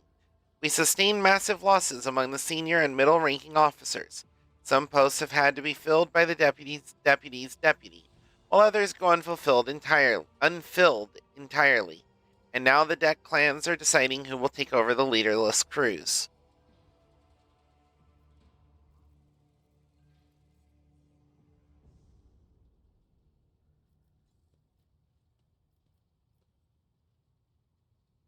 Kind of curious what the response to this will be. You misspoke, surely. I am the lady captain, am I not? There is no mistake, your ladyship. Lady Theodora before you was also the Lord Captain. Do not take your title literally. Think of it as a sacred rank that remains unchanging no matter who bears the warrant. You have been chosen by the Emperor to carry the honorable burden of the rogue trader. High Gothic, whence this title originates, is a highly formal language, and so a certain level of inflexibility is to be expected.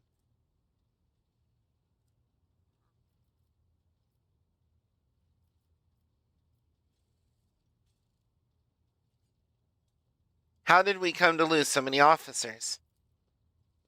It appears the heretics were deliberately targeting the vessel's command. They knew exactly whom they were looking for and where they could be found, which is unsurprising given that their informant on board was our own Master of Whispers.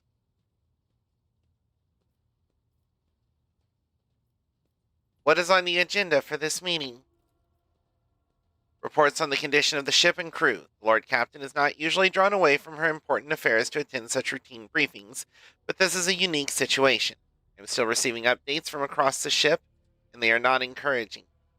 Getting this bird to fly could take gargantuan effort, even so far as you personally negotiating with the authorities of the system we are currently in. So prepare to hear a bevy of complaints and excuses, your ladyship. Take this opportunity to get a good look at the officers who work 6 decks away from the bridge, and they in turn will have the honor of beholding the visage of their Lord Captain.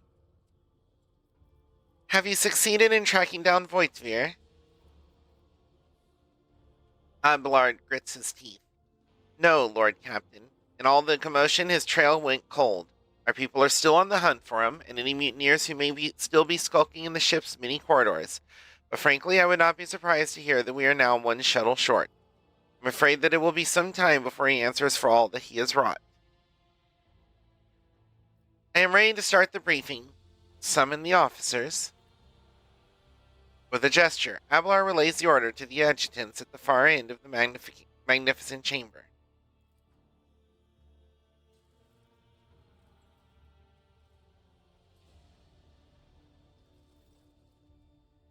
A dozen pair of eyes bore into you, the expressions revealing restraint, joy, curiosity, and wariness. Attention, officers. You have been granted an honor. Lord Captain Lesporide von Valencius will personally conduct today's briefing. Our most gracious Lord Captain is ready to hear your reports.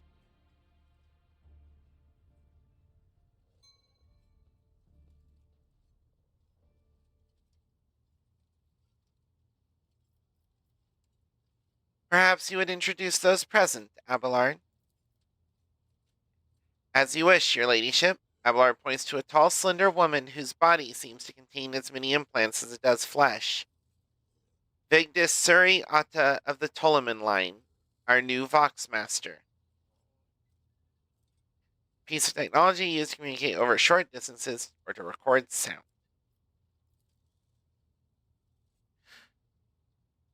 Vox Master Vigdis. It is an honor to serve your ladyship. The Vox Master offers a deep... 1 second. Yeah? On the left where the portrait is, to the upper left, there's a little eye symbol. If you mouse over it, it's the portrait but larger and more detailed. No, you cannot romance her. I don't know if she has the right parts anyways. Aboard this vessel, you have at your command thousands of crew members and hundreds of officers and section chiefs. I am responsible for receiving, processing, and sending all communications between you and them, as well as external sources. I am your eyes and mouth, Lord Captain. Beside her is Revor, the master helmsman. He steers our ship along the course set by the Lord Captain, and monitors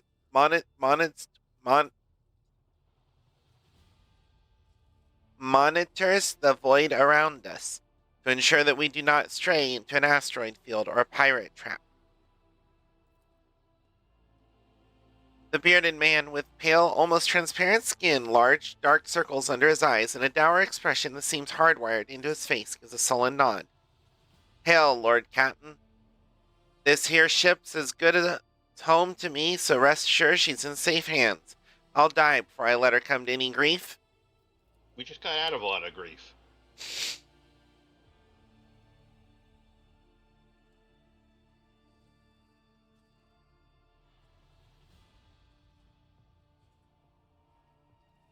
And lastly, our high factotum, Janris Danrock, who oversees supplies, procurement, and the general material well-being of the ship. Quartermaster. Dressed in an embroidered jacket, the heavy-set man with oiled hair offers an obsequious smile and bows. It is an honor, your ladyship. You may trust me with all matters concerning your comfort. Everything will be done to the highest standard. In the second row, we have the 3 officers charged with overseeing the ship's vital functions. The Master of Ordnance is responsible for the artillery aboard. The Infernus Master, whose crew work to prevent and extinguish fires on the ship. And lastly, the Drives Master, servant of the Omnissiah. I started yawning in the middle of Omnissiah.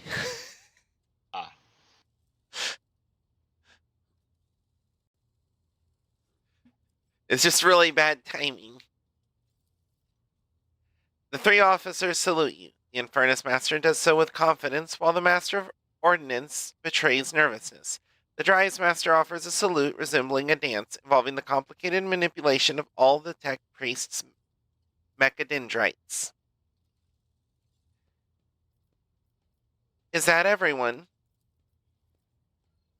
Unfortunately, our choir master, the esteemed Zachary Weiss, head of the Astropath section, is unable to join us. He is in charge of communications with distant star systems.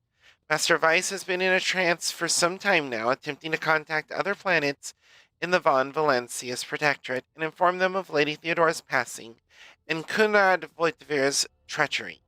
I will deliver a report to your ladyship on the Astropath's progress as soon as it is possible to do so. It is equally regrettable that 2 more individuals worthy of mention cannot join us at the briefing, the Master-at-Arms and Confessor Adalbert. The eminent Adalbert must see to the funeral services being held for the fallen officers, of whom there are too many for him to take leave from the chapel. And Mistress Sauerbach, who has replaced her late predecessor as our Master-at-Arms, is currently leading the search for any surviving agents of Voitvir. All others are present are adjutants, secretaries, and deputies. They are here to make a record of the make of a record. I think that's supposed to be make a record of proceedings. Yep. I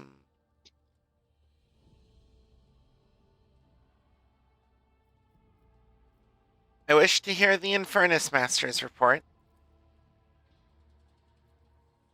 Yes, Lord Captain. The tall man bows his head in deference.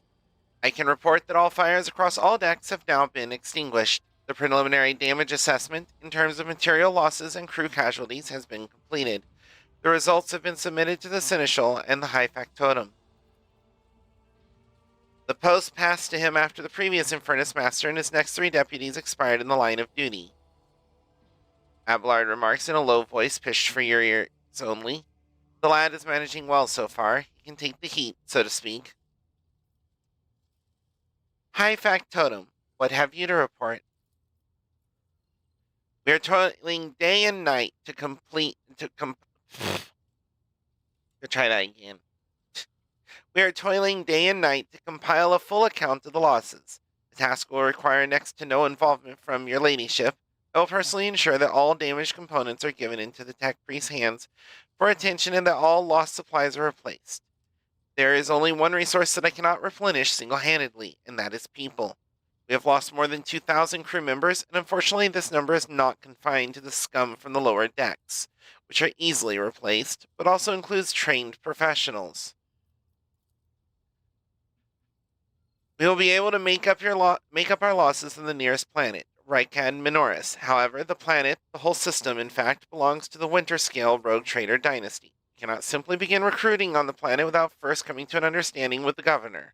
In that respect, I am powerless. Negotiations at this level, negotiations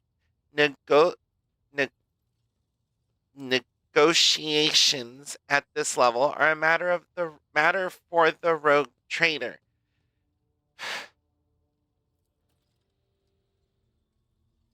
Especially true given Caligos Winterscale's penchant for attacking first and asking questions later. The kind of thick-skulled thugs he usually installs as governors on his planets, rumbles Abelard, frowning. Drives, Master. I will hear from you now. A voice distorted by a Vox retranslator emerges from under the tech priest's scarlet hood. Lord Captain, the foes that set upon this noble void ship destroyed the repositories of hundreds of machine spirits. The great warp engine entrusted into my charge is unharmed, thank the Omnissiah, but its spirit mourns its dead brethren.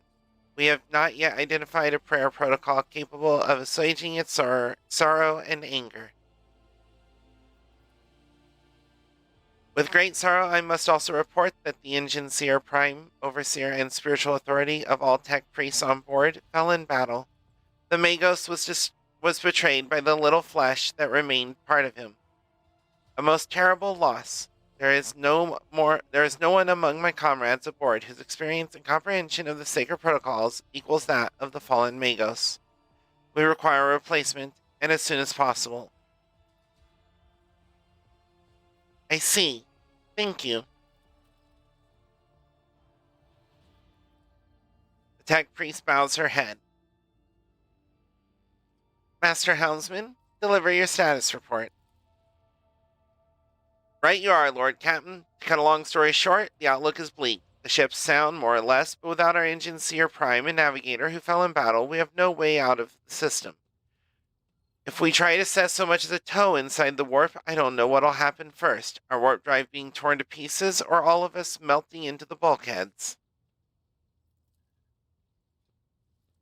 Your ladyship, if you will allow me to interject, when we arrived in this system, my crew followed standard protocols and conducted a count of all the available communication channels in the region. One of them was a novice Nobilite station. The station maintains complete Vox silence, but even its presence here inspires hope. To have located a navigator in the very same system is an incredible stroke of luck, a true blessing from the God Emperor. A sharp bolt of pain lances through your skull as if in response to what you just heard. You understand that it is not the God Emperor you should thank for such good fortune. The words of the demon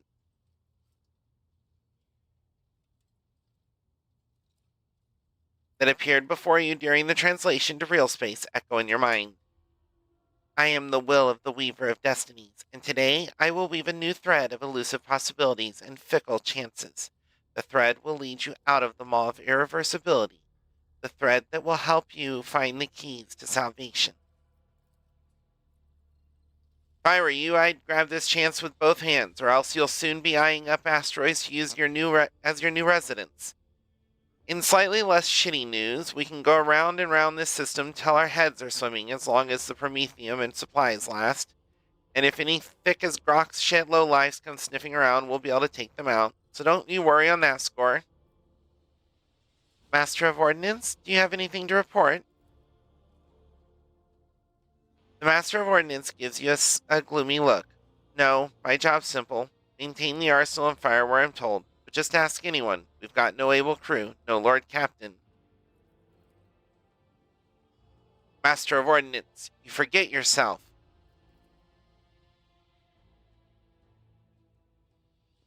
The Master of Ordnance chokes back the words he was obviously about to blurt out without thinking. He casts another look at you before turning away. I apologize profusely, Lord Captain. Pardon the fool, the ship is in ruins. Every other officer is dead, and the Lord Captain is no longer with us. Fear has taken hold of me. He looks up at you. But I've heard of you. Oh yes, your fame has reached even as far as the expanse. Your illustrious glory made you famous far beyond the bounds of your home system. I can't be showing myself up in front of an illustrious person such as yourself. He adjusts his uniform and stands ramrod straight. The Master of Ordnance can report that the rest of the arsenal has been saved and the battery is in good order. We are ready to fight, if that is the Lord Captain's will.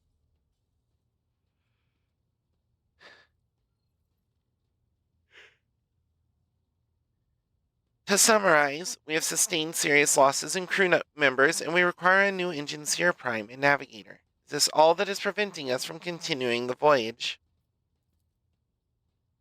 Precisely, Lord Captain, but bear in mind that this will not be the end of our trials. The ship's systems must be properly inspected for major damage, which can only be carried out at Footfall Station, home to the only dockyard in the sector. But we will never reach Footfall without first solving these three immediate problems. What can you tell me about the system in which we currently find ourselves? I cede to the Voxmaster on this point, Mistress Tolliman. We are in the Rykad star system, and our voyage here was undertaken on the orders of your ladyship's predecessor. There are 3 inhabited bodies in this system, and our attempts to send Vox messages have produced confounding results.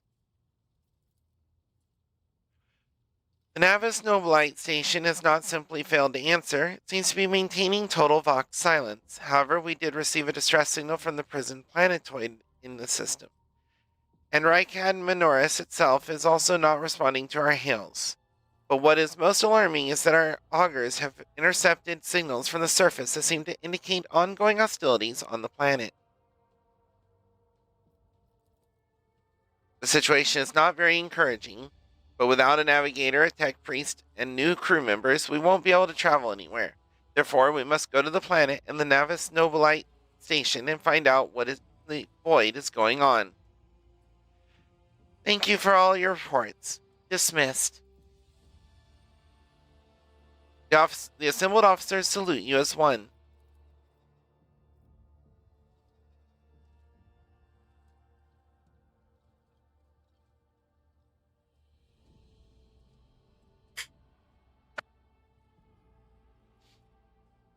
Your ladyship, there is one other thing. Confidential matter of the utmost importance. Lady Theodora, Abelard hesitates. Your eternally esteemed predecessor brought the ship here, to this system, for a reason. She was given a secret commission. You perhaps are wondering who has the authority to commission a rogue trader to do anything, and I shall tell you. The Lord Inquisitor, at the hand of the Emperor, the chief architect of his will in the Coronos Expanse.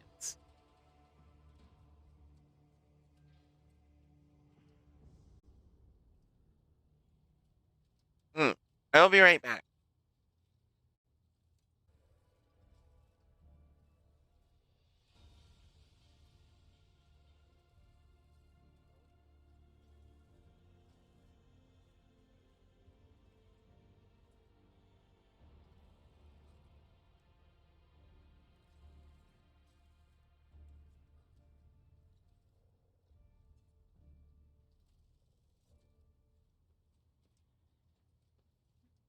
I am back.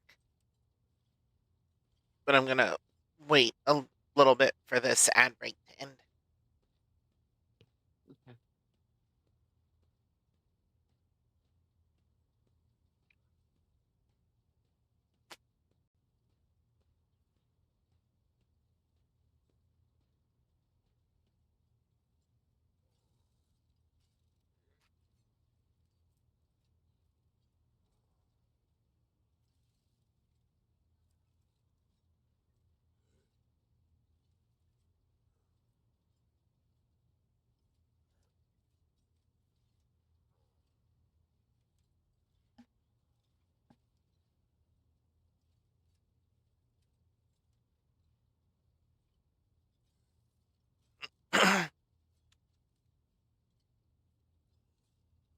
I also grabbed a spicy popsicle. How very you.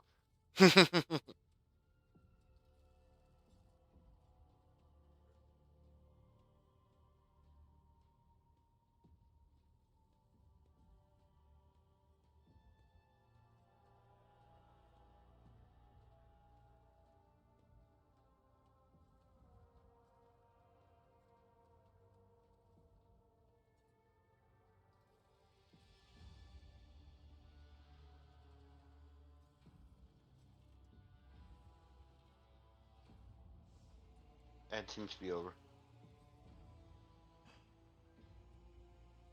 Alright. I came across a strange handwritten letter on Theodora's desk. It was signed XC. You're referring to the contents of that note, I presume? Yes, quite right. XC. Xavier Calcazar.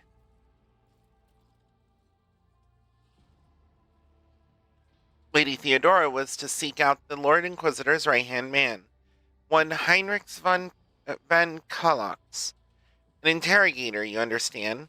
All I know is that he is somewhere in this system, that we must find him and offer him whatever assistance he requires, and then deliver him to Footfall in the Furibundus system.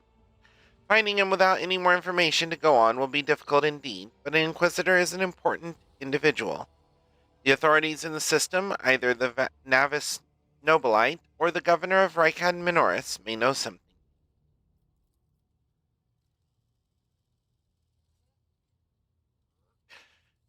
That is all of it, your ladyship. You have a great deal of work ahead of you, but it is a mere taste of the daily burden of a rogue trader. Soon you must take up the reins of the von Valancius Protectorate. Abelard gives you another scrutinizing look, as if trying to gauge how long you will hold out under his mountain of problems. His face softens slightly, and it seems he is about to offer some words of encouragement.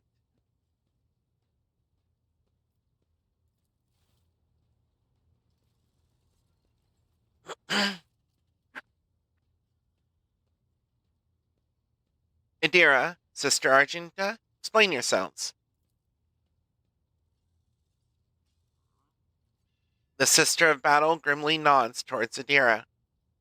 The Psyker is suffering some ailment, or dark madness. She insisted on seeing the rogue trader. I judged that it would be unwise to leave her unsupervised. For a brief moment, Sister Argenta's voice sounds hesitant.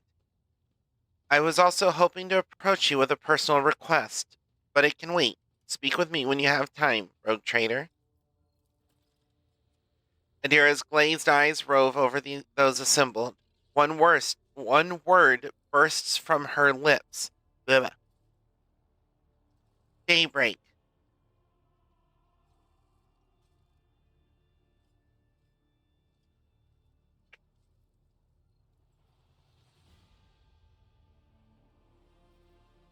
Adira, come to your senses.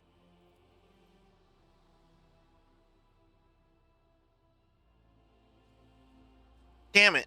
Adira presses her fingers to her temples in desperation. Your ladyship, here's the thing. I was trying to see the immediate future, and it hit me so hard. My head is still spinning. Something very strange is heading our way, and I can't make out what it is, no matter how hard I try. A single word is all I can make out. Daybreak. Or maybe it's dawn, and it's ringing and ringing like an echo, like a bell. But if it's daybreak, then why is it so dark?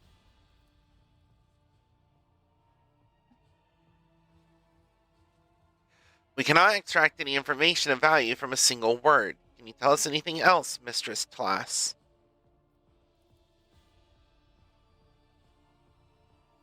No, not yet anyway. The voices are going berserk, all shouting at once. I can't make any sense of it. I can't make sense of any of it. As soon as I know or sense anything, I'll report it, alright? Lord Captain, if you want me to take a closer look into your future, find me on the bridge and we can talk. Lady Theodora was well served by my whispers on many occasions, and I'm sure you would benefit from them as well. The Psyker's bitten lips stretch into a wry smile. If there is nothing else of value to report, I declare this briefing concluded. It is time to get to work.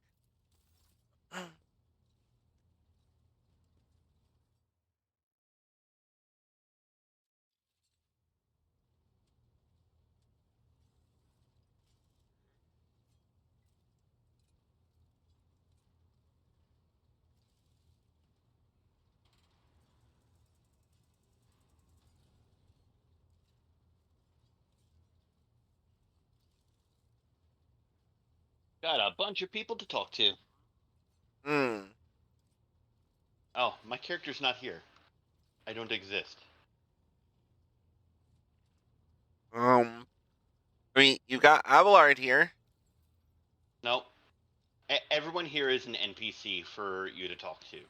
I don't control No, anyone. I know. It's just, but it's funny because it says Evi Polevia in brackets for Abelard. It doesn't for me. It's interesting. Hmm.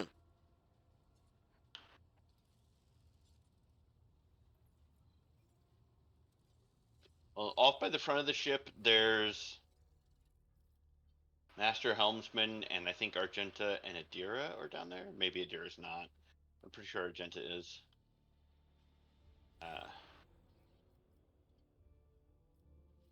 Yeah, there's a lot of talking to do here.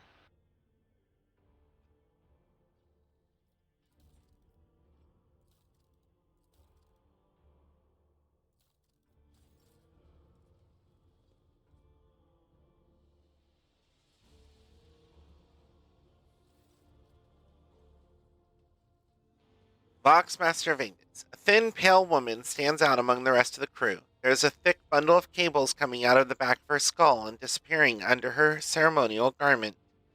And you see the grate of a quietly humming Vox where her mouth should be.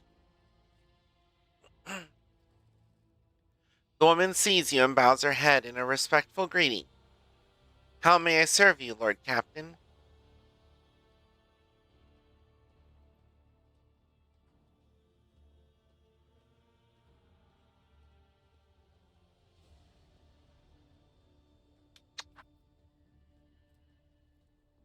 Chance 100%.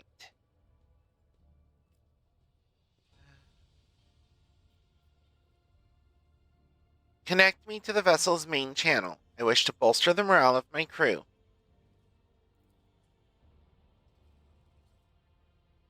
Fellowship test succeeded. The Voxmaster nods obediently and presses several switches on the device she is holding. It is done, Lord Captain. Gain 28 experience.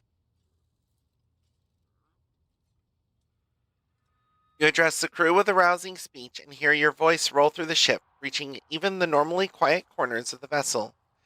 When the broadcast ends, you hear distant shouts of approval.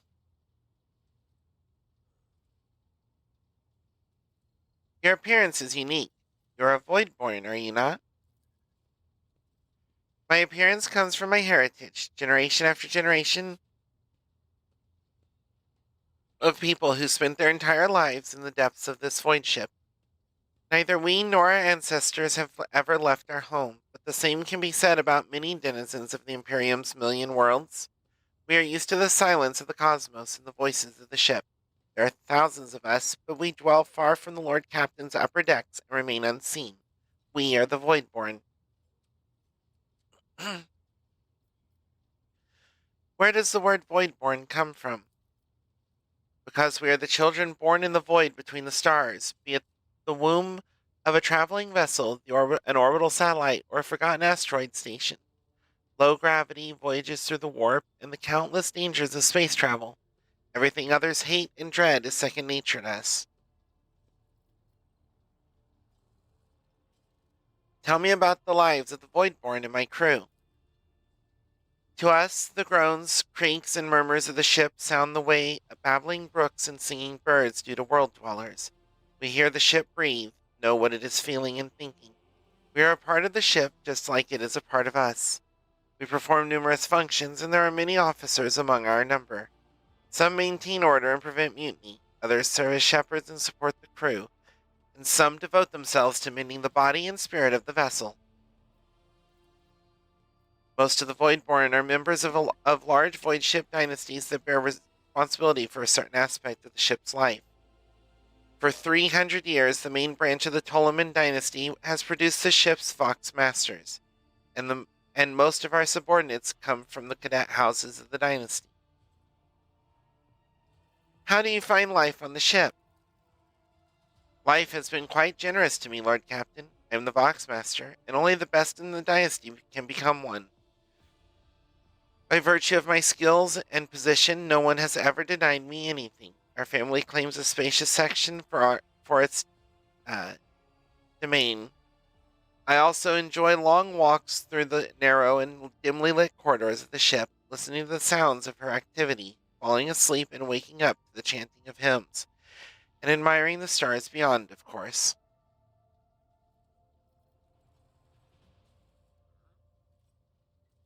How do others on the ship treat you? We look, speak, and move differently from the inhabitants of the planetary worlds. Our way of life, traditions, and quirks frighten these people just like the darkness of the cosmos.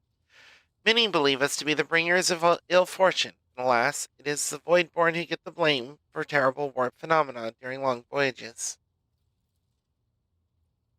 Bigdis hesitates before continuing. Several years ago, an unfortunate warp jump caused all the food on board to spoil. 15 days later, a hungry and furious crew nearly massacred everyone on the lower decks, blaming us for the misfortune and hoping to restock the larders with our flesh. I would have been killed during the mutiny had Adira Tlass not shown up in the right place at the right time. She came to my rescue, and the scoundrels' fear of her was even greater than their fear of the Voidborn.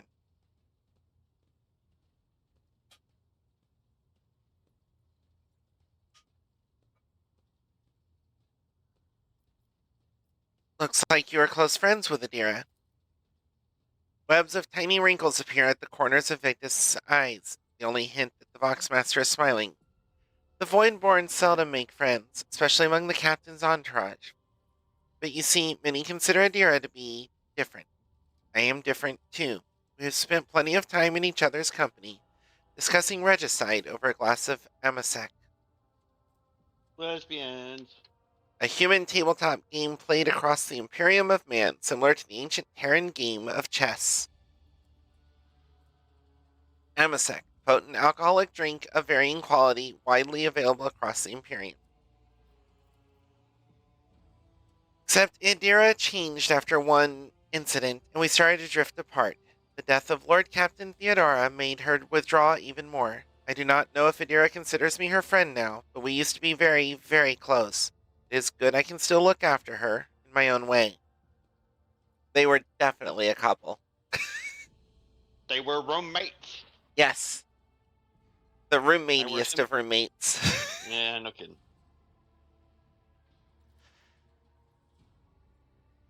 Perception test succeeded. Interpreting the Voxmaster's emotions based on half a face and a Vox-modulated voice is no easy task. But you managed to catch the undercurrent in Vigdis's words. The Voxmaster is not merely saddened by her rift with Adira, she is devastated by it. Well, there's confirmation.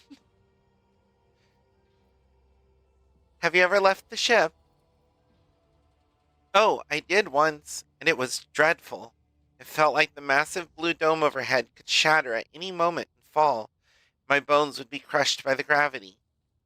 Vigdis twitches her shoulders, trying to ward off the flood of memories. The ship is my home, Lord Captain. I would not trade it even for the bounty of 100 worlds. You know what this stuff is reminding me of, right? What? The Expanse. A bit. It expands a lot darker.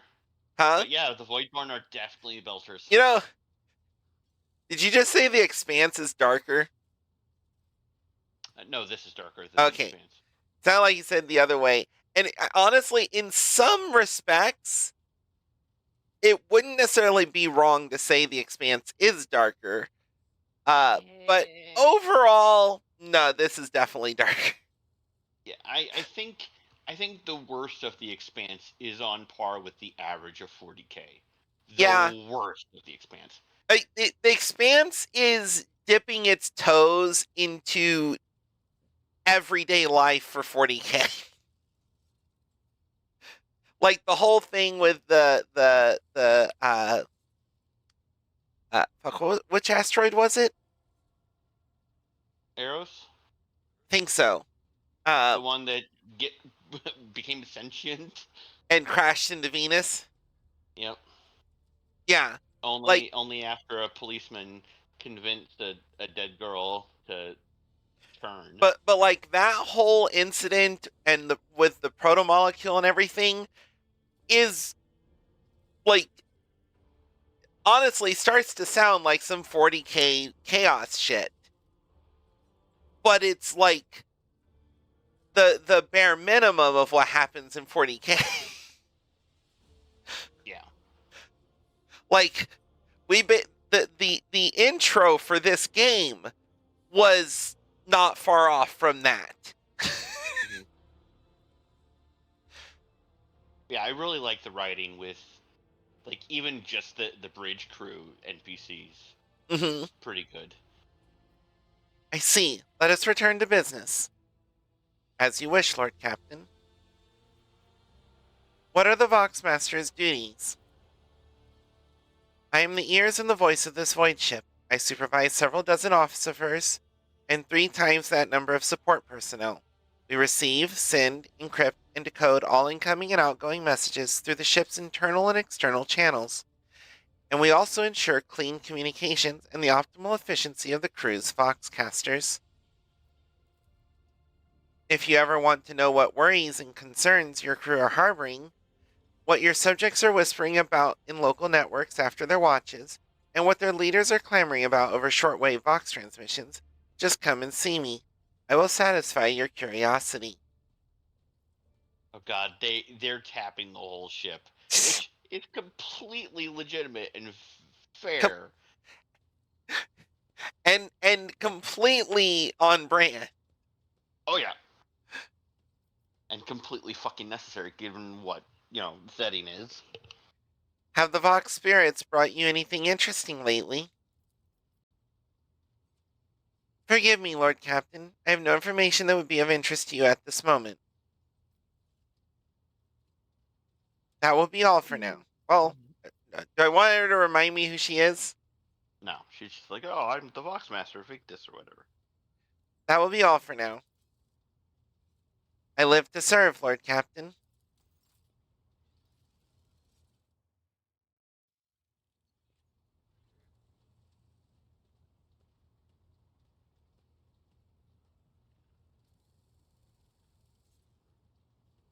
I don't think all companions will be on the bridge.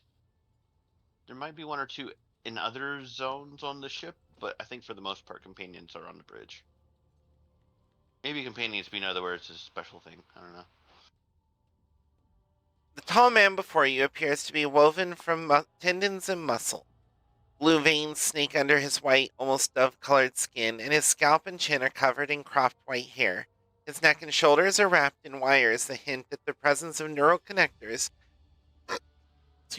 under his uniform. The officer's face seems to be twisted in a perpetual grimace of annoyance and anger, but he greets you with a respectful nod. Lord Captain, Master Helmsman Rever, at your service. What can you tell me about the other officers? Good for nothing wasters, that's what they are. Each and every one. Take Janris Danrock, that highborn weasel. He fawns over the officers, but some of the deals he makes would get him burned alive. He drags other people into his schemes so they can take the fall for him, too. One of my junior helmsmen was ferrying goods from Footfall for him, got caught by the Sinistral, and ended up in the Void Hatch. Danrock couldn't care less. He got spaced for it.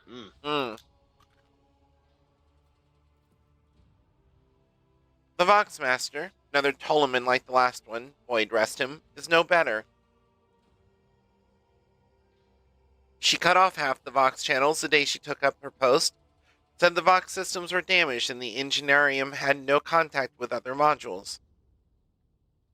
But how am I supposed to steer the ship? Collect the COGS reports with the power of my mind?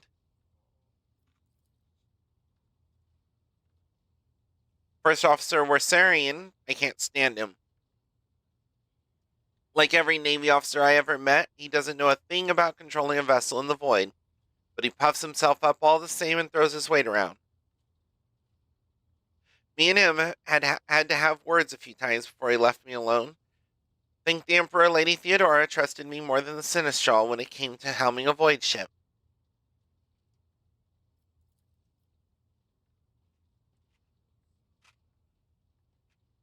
Then there's that woman. What's her name? Plass?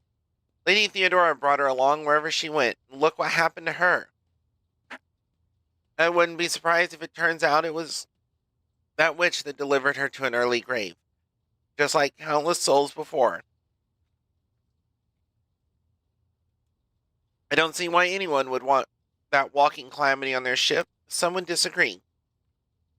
They say she's friends with young Ptolemy, or at least she used to be. Yeah, I heard about that. Tell me, do you like anyone at all?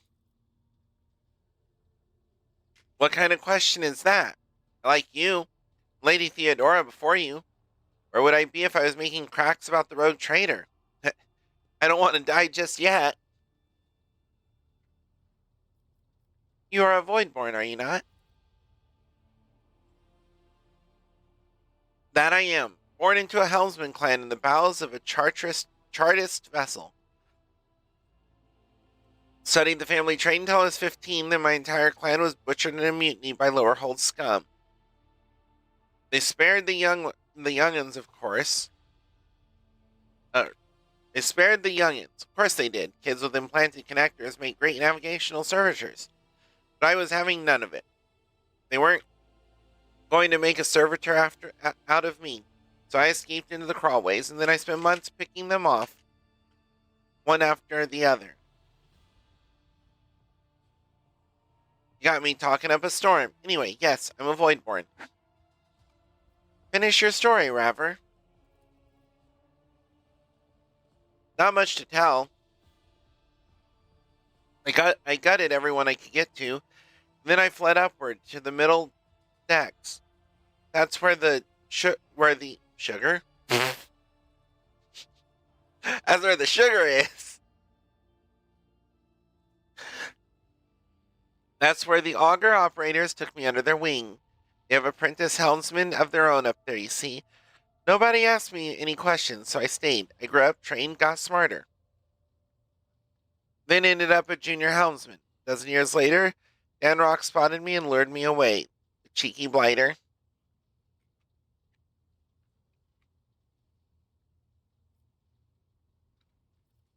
Tell me about the Voidborn.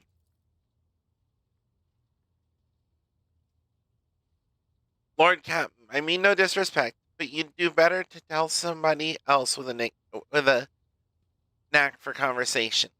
Like It'd be better Ptolemy. to find someone else. Yes. What did I say? Tell. Oh, better to find someone else with a knack for conversation. Like Ptolemy, the new Voxmaster. I ain't the talking type. I just get the ship where she needs to go. Best let folks stick to what they do best. I must take my leave.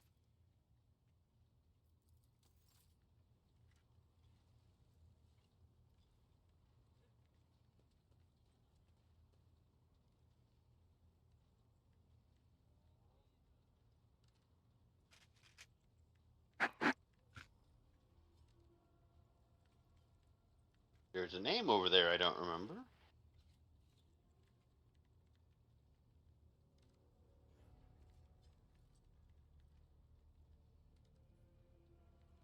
Is it Remember, bridge you can use. officer?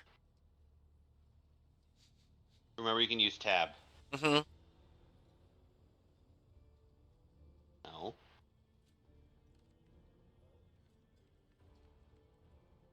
Heinrich. Mm. Rogue trader.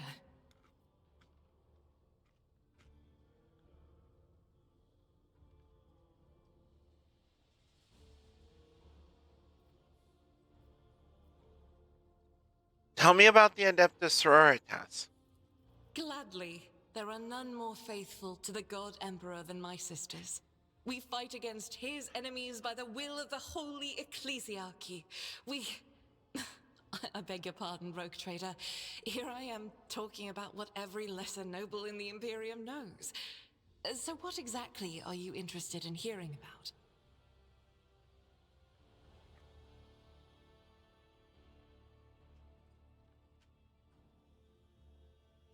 They say the Adeptus Sororitas are forecast in their are blah, are fiercest in their faith among the warriors of the Imperium. Is it true? It is. The Sisters of Battle are a fire lit by the God Emperor. They are the echo of his voice that travels through the dark expanses of the universe. We bring his wrath to heretics, mutants, and other enemies of humanity. We protect the faithful from the unholy and unhallowed. Sometimes with words, more often than not with a bolter.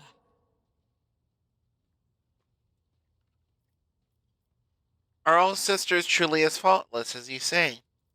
Even the novices of the Adeptus Sororitas are drawn from among the most worthy. Those who have taken the vows and become a full-fledged sister are the best of the best, tested by trials of body and spirit. Yes, there have been cases when a sister stumbled or showed weakness. But do not expect to hear a story of depravity or downfall from me. Oh, we want to hear about the sleepovers. Each such occurrence is a great tragedy for us all. Light cannot bear the smallest speck of darkness within. And thus those who have trespassed or shown weakness of spirit are given a chance at redemption. They are called Sisters Repentia, and may the enemy tremble before her, for nothing can stop a sister of battle who yearns to be cleansed of fault and weakness. Wearing nothing but robes, no armor, eviscerator in hand, those sisters who have once faltered find repentance on the battlefield. Their lives are seldom long, but a death in the name of purgation is a better fate than to live with a shadow in one's soul.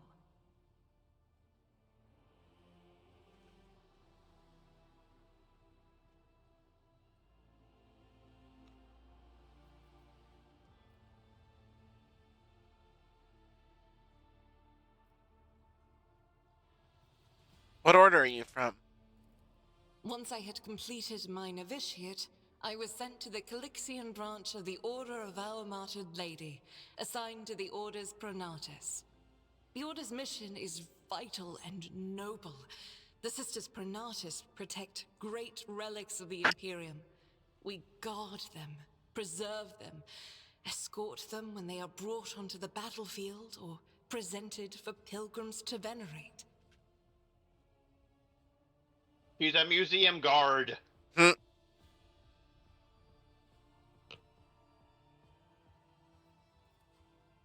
And we seek out the relics that have been lost. Neither a coven of heretics nor the most wicked death world can deter Sisters Pronatus when their goal is to return a piece of the great legacy of the Imperium into the hands of the faithful.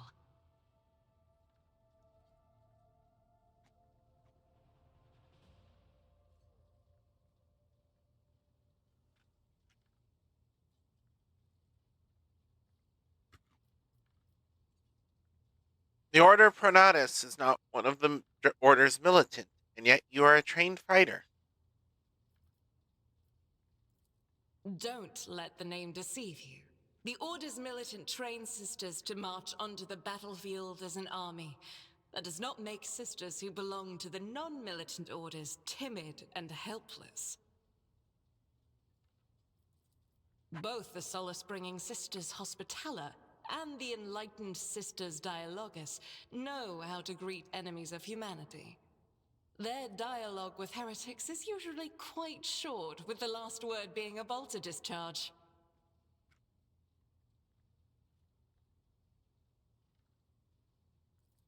And my order has all the more reason to be known for the martial prowess of its sisters.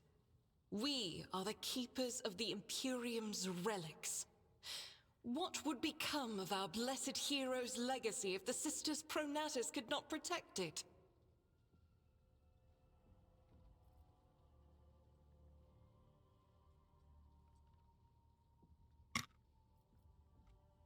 Are there any other members of the Adepta Sororitas in the Cronus Expanse?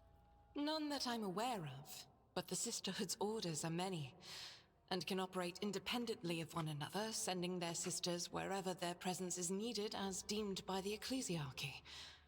Perhaps somewhere in the Lord Inquisitor's retinue, may his path be blessed, my sisters perform their duty as we speak. I wish it were so. Even a single evening spent in joint prayer and training would bring me joy.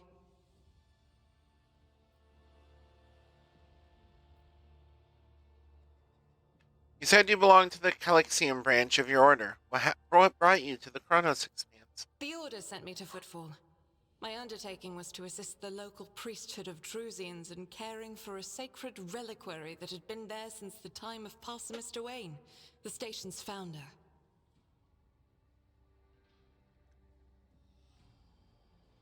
I have no more questions about the Sisterhood. Should any more arise, keeping them to yourself would be imprudent. It is a virtue to take an interest in holiness. Tell me about yourself. About me? I am the Emperor's daughter and his servant. What else is there to tell about me?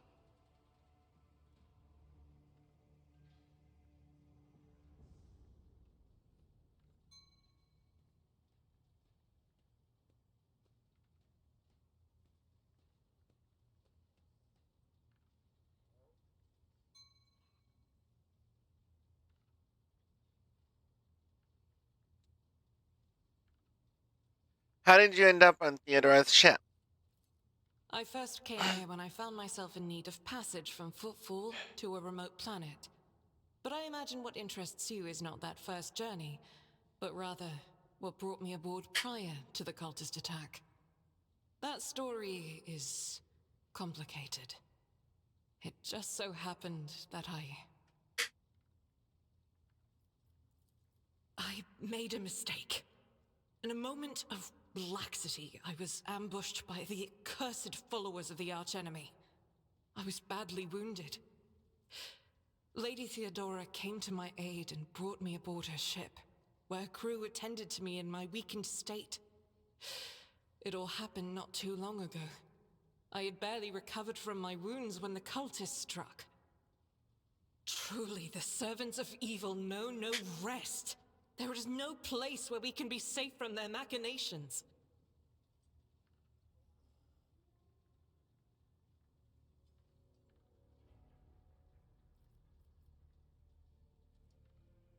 What happened to the people who wounded you? Did Theodora's men eliminate them? Sadly, they did not. Lady Theodora was in a hurry and chose not to stay on the planet. Her people took me to a ship while I was unconscious, and when I came to my senses, we were already flying away. How I pray to come face to face with those heretics once more, and it's bound to happen someday. Is it difficult for you to accept that you made a mistake? It happens even to the best of us. My mistakes are my burden to bear. I'll find a way to atone for them. Where did this happen? On one of the recently discovered planets in the Expanse. No one suspected that it had already been tainted by the filth of heresy. Had I known it beforehand, of course I would have been on my guard. We could go to that planet and deal with the Chaos Worshippers. The path to that planet was lost. All the knowledge is gone, along with the previous navigator. It would take immense effort and resources to rediscover the route. The heir to the von Valanci's protectorate must have plenty of other issues to deal with right now. Perhaps later, when the skies above our heads have cleared. What was it like traveling on Theodora's ship? I hadn't been here that long. Just one journey from Footfall, and the other journey, the majority of which I spent in the confines of the Mid Bay. I can't tell you much about the first voyage. I was more focused on prayers and ruminations than on the people around me, or the journey itself. During the last journey, Seneschal Viserion stood out for me. He came by several times to ask about my health. He's an honorable man and a loyal servant of the Imperium. I think he is as meticulous in his inspections of the logistics systems as he is in his inquiries about the health of the occasional sister of battle aboard the ship.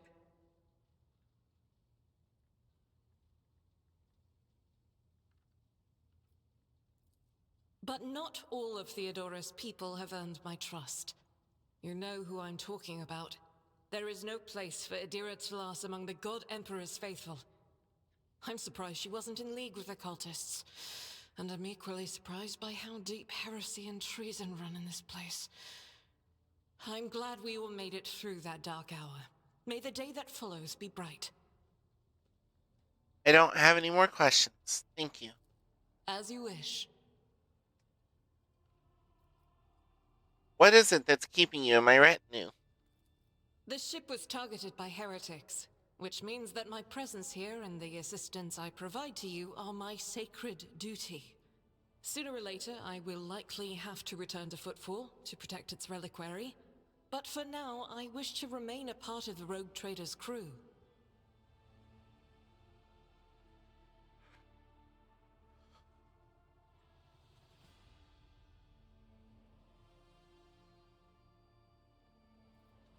I enjoy your company, Argenta. I hope that you remain in the crew and that this ship becomes your home. Those are very courteous words, Rogue Trader. Thank you, both for your words and your hospitality. You said you have a personal request for me.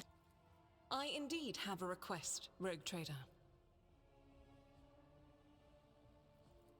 The accursed servants of Chaos who assaulted this ship took the lives of your loyal crew members, and they orphaned many children, including the progeny of the brave officers who defended their posts until the bitter end. I don't know what customary practices there are for cases like this in Von Valancia's territory, but in the world I'm familiar with, the children of such brave souls could expect to receive some special consideration. Perhaps the Rogue Trader could meet with the orphans?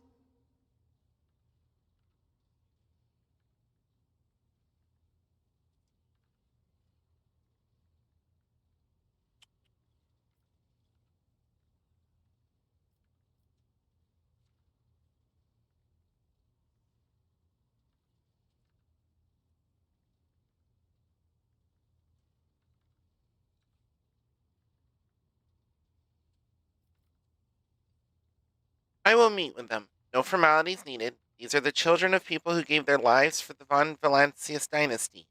My consideration is the least that they deserve. I will pass on your instructions. Thank you for taking my request to heart.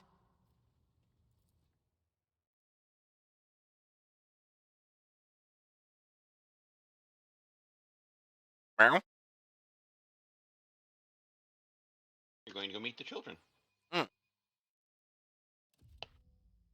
I wasn't expecting it to be that immediate.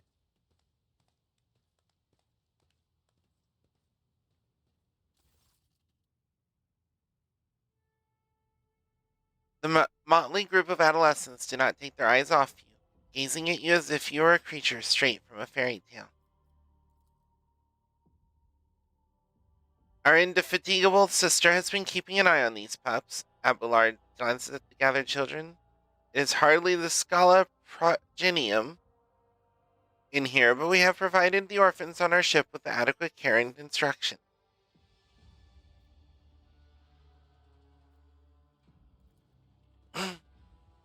Argenta is standing to the side of the group. At your approach, she perks up and announces, her voice ringing. Brave ones, the master of this ship has appeared before you, the one who guides it through the darkness of the universe by the Emperor's will. Greet your Lord Captain, the rogue trader of House Von Valancius. You notice Infernus Master Heinrich Montag standing a few paces away from the orphans. He watches you with approval and bows respectfully when you meet his gaze. Wait. I know why I don't recognize Heinrich Montag. Because you braved through the fire, and that changed the bridge crew a little bit. In my playthrough, I made a different decision. I'm pretty sure he died, and a different one that was faceless was alive. Ah.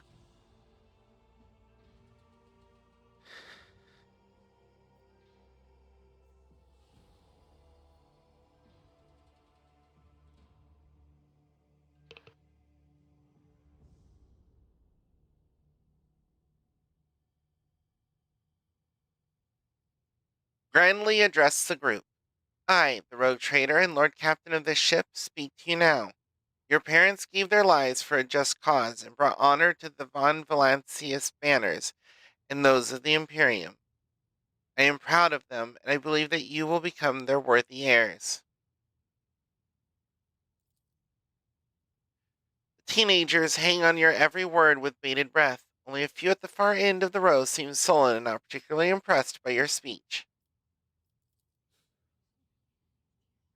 One of the scowling visitors with a thin scar across his face tosses his head back and says bitterly, So what? Why should we care? Our friends and parents died in their dozens for you noble lot. You just give us speeches. Argenta quickly turns to the boy. A flurry of emotions flashes in her dark eyes, like she wants both to calm him and scold him for his impudence.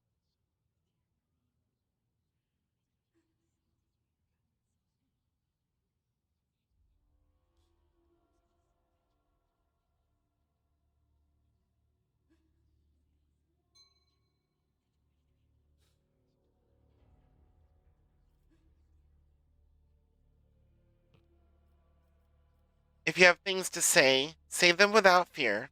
I will listen. The boy smiles grimly. It doesn't matter what we say. It won't bring our parents back. It won't change our fates either.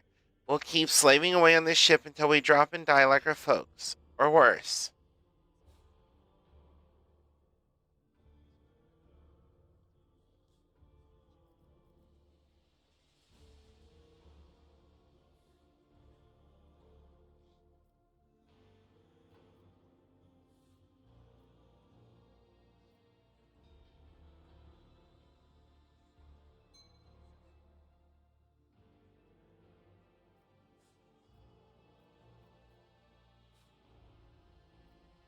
I worry that 3 is the sort of thing that might encourage somebody towards heresy, but your character might be fine with it. Mm-hmm.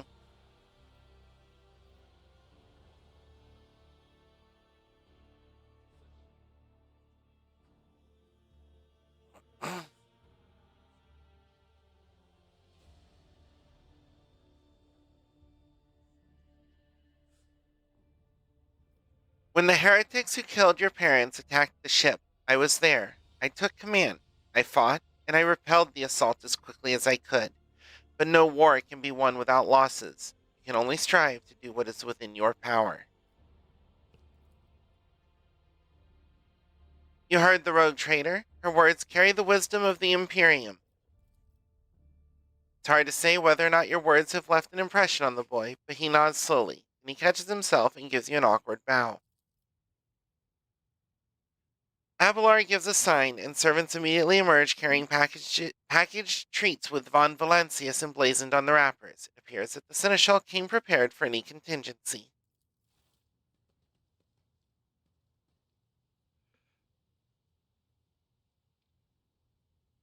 That's why Abelard is the best. He brought cookies. Argenta rubs her temple pensively. She smiles and offers a few more words of encouragement, then leaves the bay.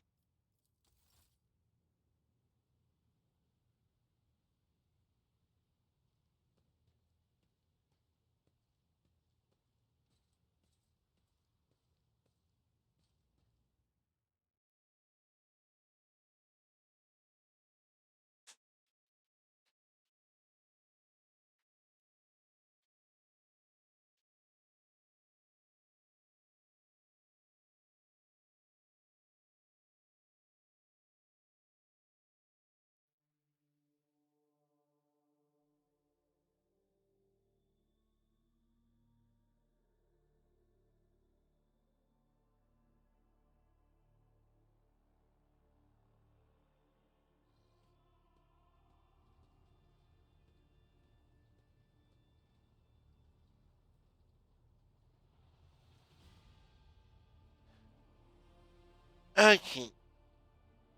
I'm starting to have trouble staying awake because my sleep schedule has been a bit off with stuff going on. That's all right. We can save and stop here. Yeah.